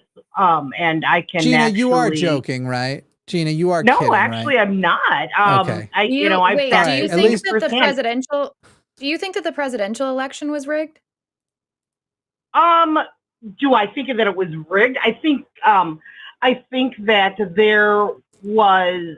I think that you would be a fool to believe that something didn't happen that was awry. Great. I think you would be a fool to believe that anything out of the norm and that some level of fraud that isn't usual and adjusted for and capable of actually changing the election. I think you would be a fool to believe a level of fraud happened in the election that would have changed the election. So now that's my belief and your belief. How do we determine which one of us? How do we determine which one of the two of us is correct? Whether or not there was widespread fraud that changed the election or not? We could go to paper ballot. That's not what I asked. What did I ask? That's how we could find out. How could could look at the you and paper I ballot. figure out? No. How could you Looking and back. I figure out which of the two of us is correct, has the right opinion on whether or not the presidential election was stolen and whether a person was foolish We for could believing one way or look the other? at the paper ballot We and can? do a You've got access? recount. Yeah. You know how? You have access? You know You how- have Yeah, you access actually to can. Did you not know these things? Are you Gina, not aware Gina, of your rights Gina, as a American Gina. citizen? Gina, you have access to the paper ballots and can go and do a recount, and that's where the proof that you're correct is, and you haven't done it Okay, and shared it with the there- Trump administration? I think you're not going to like my answer. And the answer is I think you're not going to listen to any of the anybody can questions. challenge. Anybody can actually challenge that. You understand that, right? Okay, so that's So what why I'm didn't saying. you? So you actually think, okay, so let me finish my sentence. No. Okay, I can sign up to be a poll watcher. I can do all of those things, get qualified. Hey, what and was do all my that. question? Yes, you can. You have the ability to do so. What So was my I question? am right. Nope, you're Okay, not so the correct. reason that I called, should we go to that?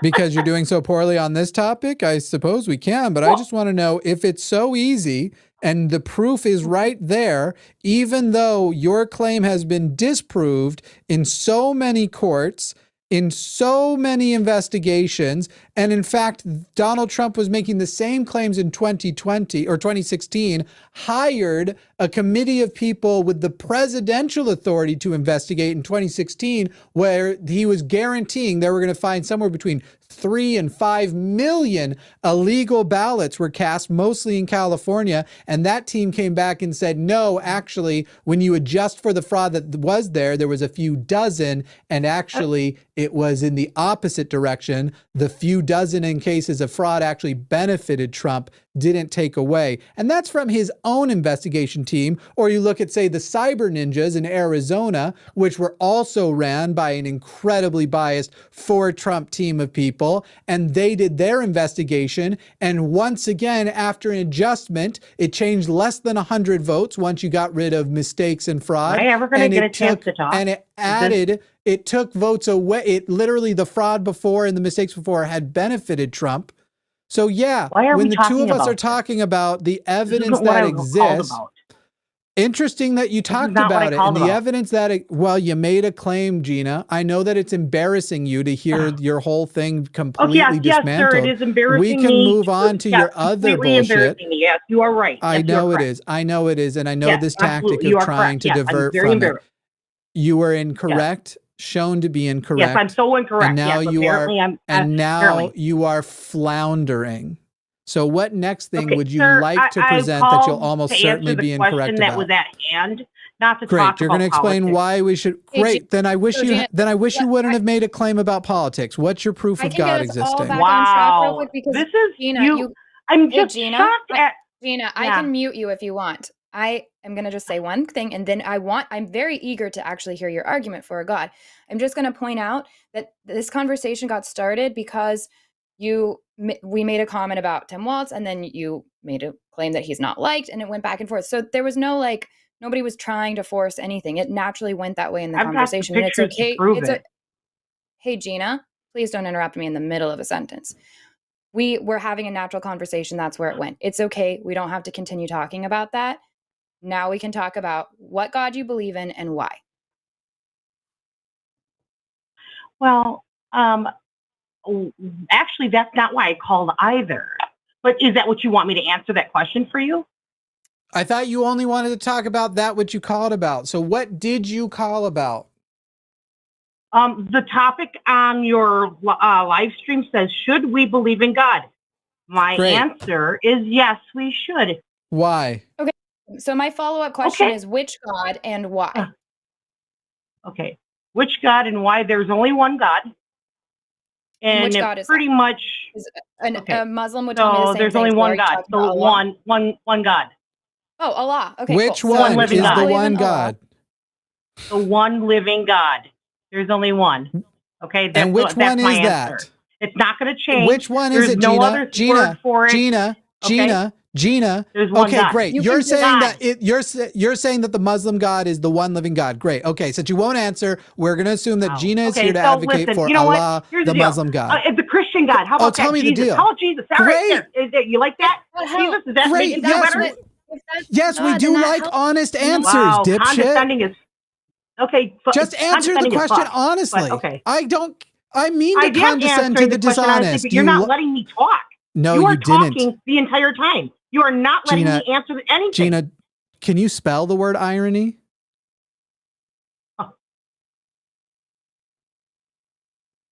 Okay, Wow. so that was I had Are a you follow-up joking? question for Gina. I'm actually Wow. just interested in asking Every the time I questions talk, and you getting guys start answers. So I talking. asked- That's the key here. Every so time I we start can talking, make you this guys go a start lot talking. faster. Okay, I'm muting you for just a second. So the question was just which God and why, because it helps me to know. It makes the conversation go faster. So it's the Christian God. Cool. I can understand that. The conversation should go better because I have some familiarity with that God. Now I would like to know why we should believe in the Christian God. And now you're unmuted. Okay. I'd like to answer this question uninterrupted. No, you can't. If I feel like Okay. interrupting, it's my show and I will interrupt. But I will give you an attempt to begin. And if you don't go anywhere dishonest with it, like you have in the past, I probably won't interrupt you. Okay. Well, okay. So my answer is why should you? Because since the beginning of time, all documented history, all history that has been documented refers to the time of the angels coming down. And okay, you're going to interrupt me. I'm hope not. Nobody But was basically- interrupting you. Fucking You're right. Christ. I'm sorry. I was paying attention to something. Okay, I apologize for that. So I'm getting some other sound on my thing, so I apologize. You probably can't hear it, but I can hear it in my thing, and so that is my fault. So basically, what I was saying is that it's always been documented in all of our history in every nation that there were angels that came down to earth and mated with humans, right? Let's just say that all history does say that. And you're aware of that, correct? And it's been documented by several historians. No, all Okay, you're not. history Okay, so and you know all who historians Josephus do is. not. You know who Excuse me. Josephus is. Excuse me. Okay. How could all history refer to Josephus if over 100,000 years of human history happened prior to Josephus? How is that the point of reference you're going to use?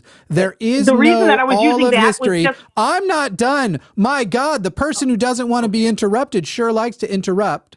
There is no concept that all history and all historians anchor all of time to angels coming, and I believe the phrase you used was, and made it with humans. That is not true. Now you may speak. Okay. So you're saying that it's not true that it hasn't been documented since basically the beginning of our history and including in the Dead Sea Scrolls. The Is Dead that what Sea you're Scrolls is saying? not the beginning of our history. Well, that's not necessarily completely true. There is a Yes, it lot of is. history in those scrolls. How do And you it's not know the beginning of that our it was history. not? Okay, so that's a portion of the history, okay? And it is accepted worldwide as I don't think she knows historical. what I'm she's just trying to curious. offer. I'm It's just the curious. truth. Can we get to You the know part this is where? true. Hey, Gina, can we get to the part? So you believe that all of history documents this inbreeding of angels and people and whatever. Not- Okay, yes, how do we not- get to I'm not how saying- do, Gina, I'm in the middle of talking. How do we get to the part where thus we should believe in the Christian God? Okay, that's. Let me finish what I'm trying to Go explain. ahead. You're to you. wasting time. I keep now. getting Okay, then interrupted don't- by you guys. No, you didn't. You asked for confirmation Lordy. that we Oh. understood and agreed, you fucking liar. Now go. I'm not lying because you keep constantly interrupting me by constantly reprimanding me for interrupting you. So fucking stop. How about fucking that? IRONY. Did you just complain about fucking being idiot. interrupted while you were interrupting? Gina, you really just did that? You know what? You can't have a conversation. And the reason IRONY. Christians don't come here and can't defend Christians don't themselves come here? here Aren't is you because they Christian shouldn't. number 6? Christians Aren't you should Christian never number come 6? Oh this no, website. Christians should never Christians come should here. never Stay come away here. from the I'm telling website, you, guys. as a Don't come here. Christian, Hey, Gina, this is listen. not the place you're going to Listen. find God. Gina, I've meanwhile, muted I've been Gina. listening. I've been I asked her questions, and she prefaces everything with like a 30-second long thing instead of just answering my question. We could have kept the conversation going back and forth. So Gina's that's currently frustrating muted, for but I me. actually want to affirm something she said, but I will have to extend it. If your standard of evidence and ability to engage in a conversation is as dishonest and shitty as Gina's, you, that Christian, should not call in. If you are capable of being honest, if you're capable of being concise, if you're capable of actually offering truths, you should call in. We'll have a beautiful and lovely conversation. If you are going to interrupt a lot, but then complain about being interrupted, and then later complain that you were interrupted while interrupting, you shouldn't call in. If you are any more than 40% like Gina, I'd say you shouldn't call in. Anyway, let's unmute Gina, who has decided to call in to a show and say, this is why no Christians call in. Oh, it's my last chance, Gina. I'm sorry to tell you Gina, that. this is my last chance, God or what? is right here. Where there are two or more gathered in his name, he's right there. Oh, and I'm no. here. And you know it, and you believe it.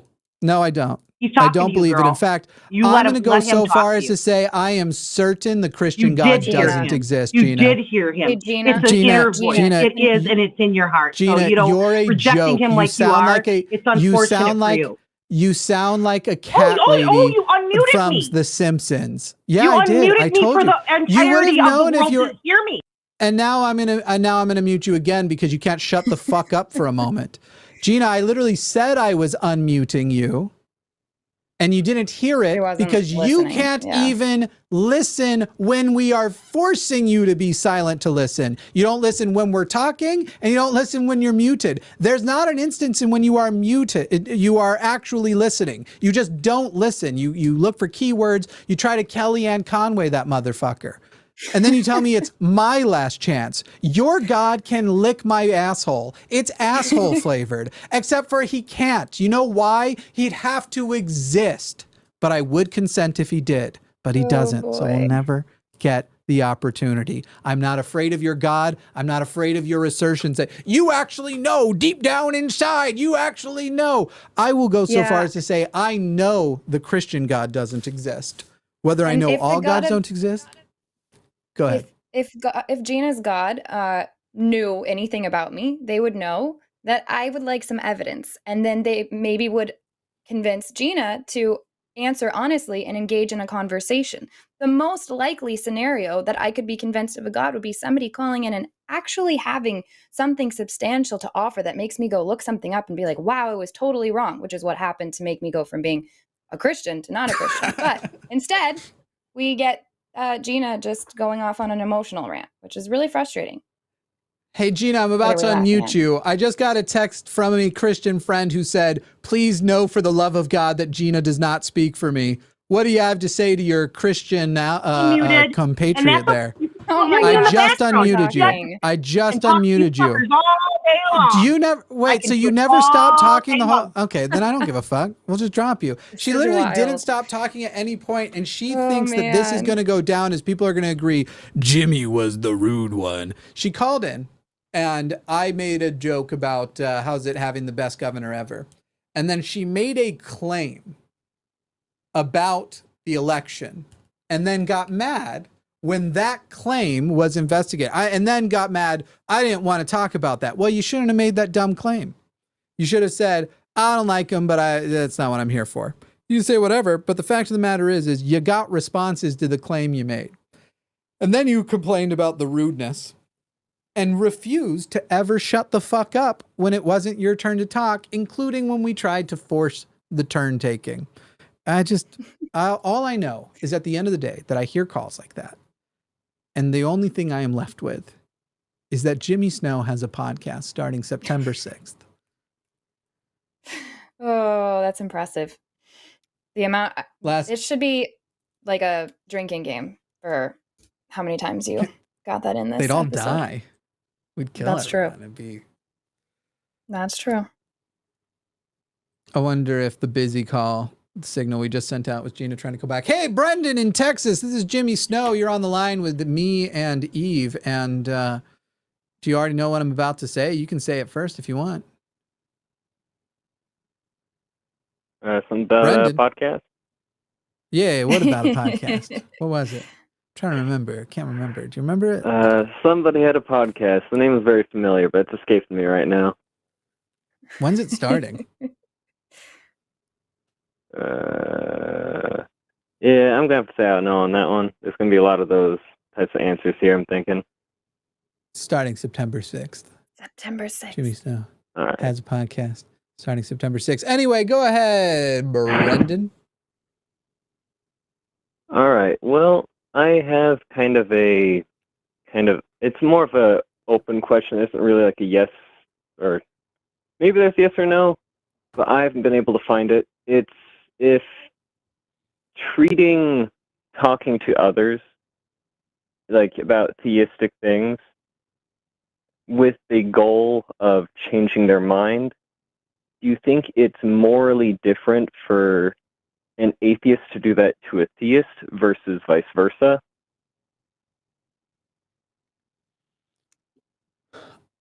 I'll let you go first. Do you mean, I do have thoughts on it. yeah, I don't think that there's any moral aspect of having conversation and with the intent of changing someone's mind. When you're lying or when you're not backing it with facts, when you're doing this to young, impressionable children and telling them things as though they're facts when they're not, that's when it's a problem. So I guess I'd need a little bit more clarity on what you're saying, but I don't think there's anything immoral for either party, for me to try to explain to somebody why I think that they're wrong or I'm right about something or vice versa, whatever it is. Okay. I don't know. I just come from Mormonville, good old Utah, smack dab middle of everything, where I'm quite used to people trying to actively convert me. And me, along with other agnostic or atheists, there is often a feeling of disdain or kind of like righteousness pointed back at them for like, oh, why are they always trying to be the aggressor here, trying to take over my mindscape and turn it into something that resembles theirs? It felt combative. Whether it was because I thought it was, and there genuinely were some assholes there, but I Brendan. have gotten... Hey, Brendan. How many people's doors did you knock on this week and tell them that their beliefs were untrue? 0. Brandon, sorry, not Brendan. Yeah, 0. How many countries have you deployed yourself to try and specifically target the individuals who are vulnerable and make your assistance contingent upon their participation with your belief? Yeah, nothing. Right. So you're not a Mormon, Brandon. You are. I think it is fine to offer conversations. If you try to force somebody into having the conversation, that's quite different. Kind of felt like I was getting a little bit of that when I was being told it was my last chance on my own show a moment ago. On your own show. But the fact of the matter is, when people will point to this show, and I've gotten it many times before, what makes you different from the missionaries? You call us. We don't call you. We don't seek you out. We don't look for you. And we definitely don't try to intercept you at a time of vulnerability in your life or you as a vulnerable person and turn your vulnerability into cold, hard cash for our pockets. But you should go to patreon.com/Jimmy Snow or patreon.com/call the line. Both of them will solve your problems. No, that was mostly a joke. Mostly, they are miracles. But Brandon, it's not the same thing. it's if people want to have the conversations, and I dare say religious people often do, not Gina. Gina just wants to be spoken and unchallenged and interrupted ad infinitum. If people want to have those conversations, that's up to them. And if it's ever a situation where a person doesn't just have the ability to stop the conversation and leave, but doesn't feel penalized for doing so, because that's a difference too. A lot of religious people will say, well, you don't have to. I don't force you. My parents tried to claim they didn't force me to believe in Mormonism growing up. Yeah, but you literally your entire approval and love was based upon it, and not that their versions of approval and love turned out to be any good anyway. But and you did say things like, as long as you're in my house, you'll go to church on Sundays, you'll go to church on Wednesdays, you'll do seminary, you'll do. Yeah. So basically, I would still have had to perform it and lose total autonomy and have it drilled into me, because somehow to them, even if I don't believe, they think the way that'll win me back is constant social pressure. If you remove that social pressure and people genuinely are allowed to honestly engage that conversation and leave when they fucking feel like it, then how is that remotely the same? Are we as atheists taking advantage of the fact that a lot of people do want to have those conversations? Fuck yeah. Am I even doing it that they think that they are brilliant and that they can shut us down? Yeah, I'm doing that too. I'm taking advantage of the fact that they think they want to have this conversation and are probably wrong about it. But also when we're having the conversations, for example, on this channel, the conversations are 5% for the person who calls in. They are 95% for the person who's watching with doubts, with wonder, and wanting to see. And then also for the people who want to have the cathartic experience of going, I know a million Ginas. And the name Gina might have just replaced Karen for me, but I've known a million Ginas, and I want to see the appropriate way to a person like that who is used to having, clearly in her social life, some sort of social power where people just accept they have to get yelled down by her, that she thinks she can speak authoritatively to me, a stranger, and tell me to come to repentance and start respecting my last chance. People like Gina exist, and shows like this show you how you deal with a fucking Gina.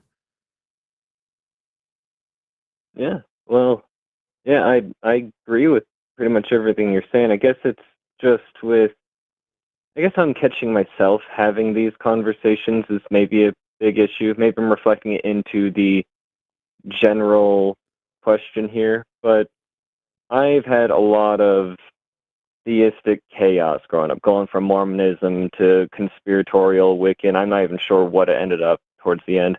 I never believed, but I had to habitually fit in to whatever the structure was at the time, or suffer the consequences. And I've seen how much harm it causes people. And it's that righteous anger that I've seen drive those opinions to hurt people in their lives. I'm kind of starting to see it in myself in trying to clear the minds of theistic or conspiratorial-minded people. And I don't know quite how to tackle that yet, I guess. What do you think, Eve?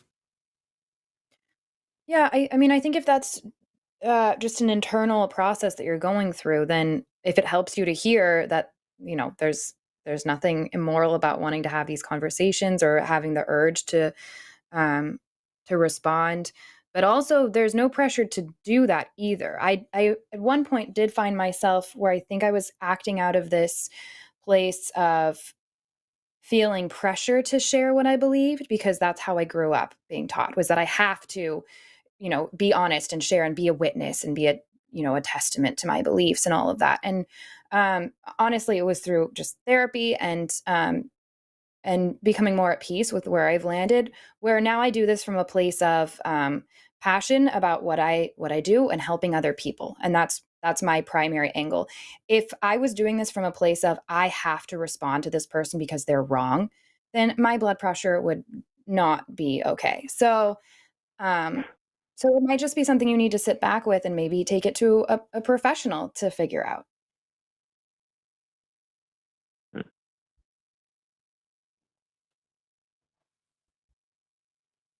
Yeah. That work for you, Brandon?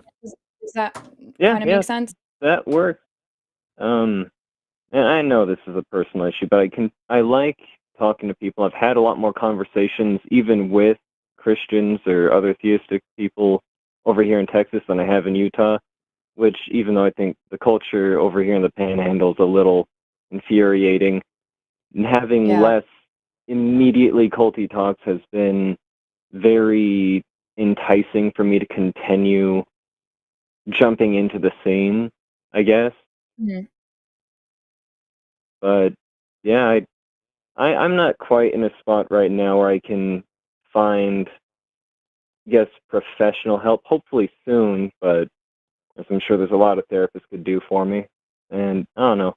Yeah, well, and I in the meantime, appreciate, yeah. like you, just to affirm what you're saying, it is really important to have community where you can have conversations with people that do think more like you or who share the same beliefs or lack of belief. That's really important. That was a big part of me becoming at peace with where I was at so that I could then have better conversations with those that don't agree with me.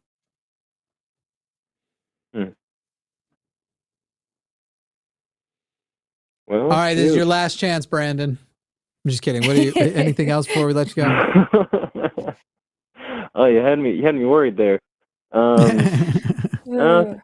think I'm good, and I'm actually just, I guess, touching on to the thing you mentioned way back in the beginning. I'm happy you mentioned like how often you could call. This being my first call, I'm super excited about the idea of calling. I've got my foot in the door and got over this anxiety. I really appreciate y'all taking the time here, and I will be calling back again. Awesome. Call Chewed Gum sometime on Tuesday nights. We're like waiting for some good conversations over there. And we talk about all kinds of stuff. So Well, hell yeah. All right, you two have a good night. I'll continue watching. thanks, Brandon. All right. Bye-bye. Me too. I Bye-bye. figure All if right. you can talk about your podcast over and over again, then I can mention Chewed Gum a couple times too. And Why would I want that also show on your on my channel. Yeah. network to be promoted? How dare you? how dare How I? dare you? Oh my How dare God. I just add more marketing opportunities? Stop interrupting me. You have one last chance to promote Jimmy Snow Has a Podcast starting September 6th. Otherwise, I don't know what's going to happen. All right, go ahead and clear the name tags off. Wow, that was a great I'm so clip we scared. just watched. Hey, Eve, what should the people do now? Leave a comment, click like, subscribe, patreon.com/ does that say call the line? But if you could have we could just make it a little more natural. On the next clip, the outro will I be did that much on better. purpose. I know. Oh, do you want me to do like I'm trying to elevate the we're doing a bit. bit. We're doing a bit. Okay, sorry. Yeah. So yes, exactly. Thank you, Jimmy. Okay, that's one. All right, let's see. All right, let's both try at the same time, even though it's going to be out of sync. We're going to both go, Okay. ha, ha, ha. What a good clip that was. Okay. Okay, 3, 2. I'm going to say 3, 2, 1. Give it one more timed beat and then start. So 3, 2, 1, boom, start. Get it? Okay. Like rock, paper, scissors, shoot, start. Yep. 3, Okay. 2, 1. Ha, ha, ha. Ha ha You ha. didn't do it. What a You're supposed to do it as close to at the same I time did as it. possible. No, I did it at the same time. It's just we have a delay. That's the problem. It's that big of a delay. Okay, got it. Okay, It all right, is, all right. because on my end it's the same time. So I'll wait 2 beats then, and you do 1. so then, oh God. You do the This is same like- thing. You do the exact same thing you did last time. Just 3, 2, 1, beat. Ha ha ha. And I'm gonna go 3, 2, 1, beat. Beat. Ha ha ha. What a good clip that was. Okay. Ready? Got it. 3, 2, 1. Ha ha Ha, ha. ha. What a good clip that was. And an organic ending. Hey, if you'd like to support this channel, you can do things like subscribe. What else could they do, Eve? They could leave a comment. And also you could go to patreon.com/calltheline and get access, for example, to the exclusive Patreon podcast, which more episodes are coming very soon. And whenever you watch this, that'll hopefully be true. If it's 10 years in the future, we probably aren't doing the podcast anymore. But what a great clip it was. It was the best clip of all times. It was the best clip, frankly, of the clips that were on this channel. This was the best one. Okay, thanks. Do you want to do I one messed that that's up, special but for chewed I gum? also handed you that. Oh, a chewed gum one. Yeah, I didn't know we were doing Yeah. all of this. I'm so unprepared. I like to spur it on people. No, This is that's the great. point. It's because Okay, what are we doing? otherwise it'll never get done, most likely. Go ahead and make Eve full screen and just tell people thanks for watching the chewed gum clip and that they should leave a comment, like, subscribe, and go to patreon.com/calltheline. Hi, Action. everybody. Thanks for. Oh, I didn't know you were going to say action. Okay. God damn it. I'm so bad at this. I knew that was going to happen, and it's part of why I did it. Now I can't remember what I'm. So I'm saying thanks. Comment, for like, watching subscribe. This clip. Comment, like, subscribe. This is why when people say, "Oh, this is some girl hired by the government," nope, because I suck Yeah. at this. Comment, Make it about like, chewed gum. Be like, I hope this is chewed gum. I will. Say something I'll make it all heartfelt about chewed gum. Really heartfelt. Yeah, this is my favorite show. Could you actually say and something then- like, the thing I like the most about chewed gum, which by the way, you should catch live sometime. Say something like that. You should catch the full show, Chewed Gum, live God. sometime. It's a deconstruction of religion show specifically for women. And the best part of it is that the channel is owned by a man. So you know it's credible. If you could say something like that. Don't say the last part, but something like the first part would be I good. can't. It's not. I can't do it. But I'll make it. No, Cute. just from the heart. Something like comment, that from like, the heart. Subscribe. Call the line. My heart right now is enraged by all of those callers. That's the problem. The thing I like most about Chewed Gum is that none of the people that called tonight have called that show so far. Right. Just so you know, okay. because I have a tendency to want to do the thing I absolutely should not do, especially for a joke. I have resisted calling you honey about 19 times this episode. After he called you honey, it's been very hard not to. Oh God, that was so rough. It was just so. Anyways, okay. I can't say something heartfelt, but I can make an ad for you. All right, here you go. Is that fair enough?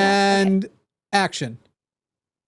Hey everybody, thanks for watching Chewed Gum. Please comment, like, and subscribe, and then head over to patreon.com/calltheline to support us. Also catch Chewed Gum live on Tuesdays at 6 p.m. Oh, yeah, that too. All right, you can put a split screen again. Okay. Well, I'm All right. so bad at this. Here's one. Hey everybody, thanks for watching that clip. Did you notice I'm getting better looking? Anyway, no, I'm just kidding. I was purposely trying to thirst trap a little bit. Oh, just a little bit. Bring everybody to the gun show. Hey everybody. It feels forced. Let's do a couple more. Do you have time for a couple more? You got to go. Yeah. Are you No, feeling you up got to it. it? I'm good. I'm going to go, we want you, and start to point as I say the word want so that it roughly times up. All right. Wait. I'm going to What am say I the saying? phrase, we want you. And as I say want, start doing a big, like, over the shoulder, bring in the point. Yeah. I don't do. Oh, I'm so awkward. Okay. Ugh. Yeah. Okay. We want you. You weren't ready. That was so delayed. You didn't say action. Actually, okay. I'm going to say, hey, everyone. okay, And after again. everyone, start doing it. Okay. Hey, everyone. We want you to. Okay. All right. I'll do it again. Is that too soon? And action. Hey there, everyone. We want you to check out our live shows 6 days a week, 6 shows a week, 5 days a week, 6 shows. And also there are other channels coming. And this part is meaningless, but you could support this channel by watching the live shows, by checking out another episode. Tell the algorithm you want to stay here. You're not going to go off to some video of some super rich guy committing war crimes. You're going to stick around here and maybe you'll leave a comment, or what else could they do, Eve? They could head I'm over looking to on my- patreon.com/calltheline. Right? Am I looking? That's another I am thing, and looking they the can right way, like, yeah. and they can subscribe. No, you got it right. I got it wrong the first time. And they could also comment. Yeah. In fairness, we're in the same roof. Eve is right there. I said roof. Obvious. We're in the same roof. We're in an attic somewhere, And this is actually, this episode, there was a clue in the, this is the beginning of a scavenger hunt to find us in the attic that we're in and let us out. And the clue, the first clue is somewhere in this video. So go back and watch and find the clue. I'm not doing this to increase our watch time. There's really a clue in there. That was pretty 100%. good. I liked that one. Did you like that one? Yeah. Yeah. People in the chat are asking if we know that we're still alive because we're behaving so poorly that. Wow. They have not watched this at all. But hang on, I'm going to do one of these. Oh, you have to slow-mo it. Oh, hello. Leave a comment and subscribe and watch the shows live. Patreon.com/calltheline. Who am I? Jimmy Snow. I have a podcast, but it's on a different channel. You can find it if you want. Can I smolder? How's my smolder look? I can't see it. Not the smolder. You have to put your shoulder up more. No, the other one. And then like kind of subscribe. You have to do like, yeah. Some of these are too long. We probably can't use a lot of these. We got to do a couple concise ones. Okay. Hey, if you liked that clip, you'd love the whole thing. Hit like, subscribe, yes. Leave a comment, patreon.com/calltheline. That one sucked. Use it. Arden, how many more of these do you need? Have you started using the ones that we've done already? No, I was going to let them fall in normal rotation and clip them, which would be like in 2 weeks, I think I should have the last one, cool. Last set you did with Eric ready. I'm going to start doing some cause I wannas with people too, mostly to promote the podcast, but also get some of these with some of the people I don't usually do stuff with. I know we're supposed to do okay, what phrase can I say? A trio. I was going to say a 3-way episode, but people are fucking terrible. Eve, Alyssa, and I want to do an episode together. Yes, please. We'll do that soon and get it more. All right, action. What do you got? Come up with something. You got to say something. Thanks for watching this clip. It was the best clip we've ever had, and we hope that you agree and you will like, comment, and subscribe, and then head over to patreon.com/calltheline. Can you do an impression of Melania? No, absolutely Just try. not. Go. And I'm Melania. Just say that. Just try. Absolutely not. Absolutely not. I will absolutely not be trying to feign a European accent. I can just smile like this. Maybe I'll start reaching my hand over and you'll slap it away the way she does a Trump. Wait, no, I have to go that way. Okay. No, wait. Other one. That was the right way. Yeah. Hang on. I'm so confused. Where's my hand? Okay. I'm just going to go. It looks like I'm trying to grope you, though. It doesn't look like I'm trying to hold your hand. Maybe another one.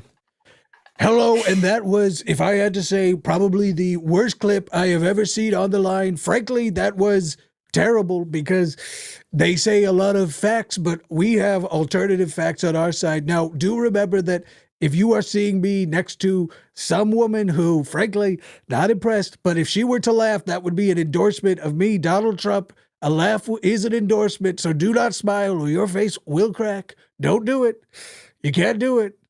Okay, I really thought she would break by now, so it's kind of ruining the bit I'm trying to do here. But you can like, you can subscribe. Oh, there it is. She endorsed me. She endorsed Donald Trump. You heard it here first. Eve was framed as a big Donald Trump supporter, and you should go to patreon.com/calltheline and pay money so you can send them a DM with how terrible they are. Frankly. Are you muted or you just didn't want to make a sound? I just don't have anything to say. Is this the most attractive I've ever been on this channel? It is. That's true. But I also can't compete with the Trump impression. No, I mean with this. I mean with this all on. Yes, that's specifically what I was referring to when I said. I really want you to like chop up that impression in like a mock CNN leaked audio thing and post that somewhere. Right. New audio from Trump talking about you. Look at this shape I've made myself. Frankly, we are all tired of Donald Trump can't bend like this anymore. Can you imagine? He can't sit like a bisexual. Bisexuals will sit anyway in a chair except the right way. Frankly, Fair. As I sit here, like very weirdly. Jimmy is withering away. That is why he could sit that way, because I keep a lot of extra greatness in my body, so I can't contort myself in such a way. It's all sat fats, though. It's eating a lot of KFC, a lot of saturated fats. You got any more ideas? I got nothing. This actually looks like my hair weirdly. Doesn't it kind of look like I've dyed my hair It's for kind a of like bit? the coloring's kind of working for you. Frankly, this is the best my hair has ever looked. And people are saying that is a good thing. It is a great thing. You should have put the bandage on your ear with that. I don't have any menstrual pads in my house at the moment, so I cannot put that bandage there. But you should definitely go to patreon.com/calltheline and leave a like and a subscribe, because I felt that you were starting a scene that we could use, that we could jump off of, and I enjoyed that I said the phrase menstrual pad. So it is a bad deal. Or a good How deal. much are they? You know, I went to Walgreens to get some menstrual pads for my ears, and it was, 8 of them for $30. And I thought, I don't know, Thanks, this Joe is Biden. Joe Biden's inflation. He's, they're not just inflating the cost. Joe Biden actually goes in and he blows into each one and he inflates the menstrual pad. They're saying, sir, he's inflating the menstrual pads, and that is a bad deal. That's all I got. So bad. A terrible deal. One last solo. Put her on by herself again. Oh, fuck. just make up one more solo. Is this one just for general or chewed gum? Just so you know, we're gonna do a bunch of silly ones when I get you linked on Riverside, and we do for Jimmy Snow has a podcast. That's the goal of that also. That's but fair. they'll I'll be maybe a little more prepared. guided. Perfect. That's what I need, is guidance. This is for whatever your heart tells you. Okay. Hey guys, I can't say guys, can I? I have like a terrible habit of saying that, and now I have had a lot of feedback that I should stop saying that. Okay. Whoever's saying that is faking that's a problem. Nobody gives a shit. Okay. Well, then can I say it? Yeah. I'll say everyone. I'll just be nice. All right. Hey everyone, thanks for watching that last clip, and Jimmy's talking and interrupting my one good take that I had. So I'm going to try it again. I didn't say a thing. I heard You did. your voice. You did. You definitely you. bumped in. Thank you, Arden. Then it was the delay. Okay. I'm going to do it again. Hey guys, thanks so much for watching that last clip. Please comment, like, and subscribe, and then head over to patreon.com/calltheline to further support us. That was so bad. That was so bad. Maybe do one where you also say when they can watch it live. No, go back to just her. When can we watch it live? What am I doing? Tuesdays at Chewed Gum. Don't forget Tuesday, Oh, because these are for clips. These are clip outros. These are going to go at the end of the clips we replay. Central. It's at Central Standard Time, right? 6 Central? Yeah. Live 6 p.m. Central. Okay. Yeah. And tell them to tell their Christian friends to call in or something like that. That'd be funny. Okay. Hey guys, thanks for watching that last clip on Chewed Gum. You can catch us live Tuesdays at 6 p.m. Central Time. And please tell your Christian friends to give us a call and let us know why they believe in God. You can also support us by commenting, liking, and subscribing, and head over to patreon.com/calltheline. Why are you making so much noise, Jimmy? Oh, I'm sorry. Do it again. He's being weird. Only I can see. Don't say. It's a surprise. Keep your mouth fucking shut. So okay. disturbing. Now, go ahead and do it one more time. I won't make any noise. I'm upset about whatever's going to happen once it cuts over to you. No, you'll love it. I'm already upset. Okay. So you want me to do that exact same thing again? Yeah. Hey guys, thanks so much for watching that last clip of Chewed. Nah, that was wrong. Okay. Hey everybody, thanks for watching that clip from Chewed Gum. You can catch us live Tuesday nights at 6 p.m. Central Standard Time. And please tell your theist friends to give us a call and let us know what God they believe in and why. You can support us by commenting, liking, and subscribing, and then head over to patreon.com/calltheline. That was wonderful. I Now thought it what's was going to great. happen? Did I make any noises? Thank you. Nope, but now what's going to happen? I'm scared. Are we ready, Jimmy? No, it's fine. Are we ready Yeah, to we can disturb go the back. entire audience? They're not going to be disturbed. Okay. Hello, I am Donald K. Trump. I am running for president, and I would like. Thanks, I hate it. Ugh. The K is for knee, Donald D. Trump. And frankly, I would very much appreciate if you would go to patreon.com/calltheline. I gotta like wiggle it or something. Don't, please don't. Jimmy didn't get these sweet ass calves for nothing. He's got to show them off on the internet. You with your weird cafe. I'm not even sure anyone knows what they're looking at right now. I'm not positive. This I is don't clearly, think we do. This is my left shin. Oh, Did you buy that wig just for your left shin? No, I bought this for a different show we did a while back. Okay.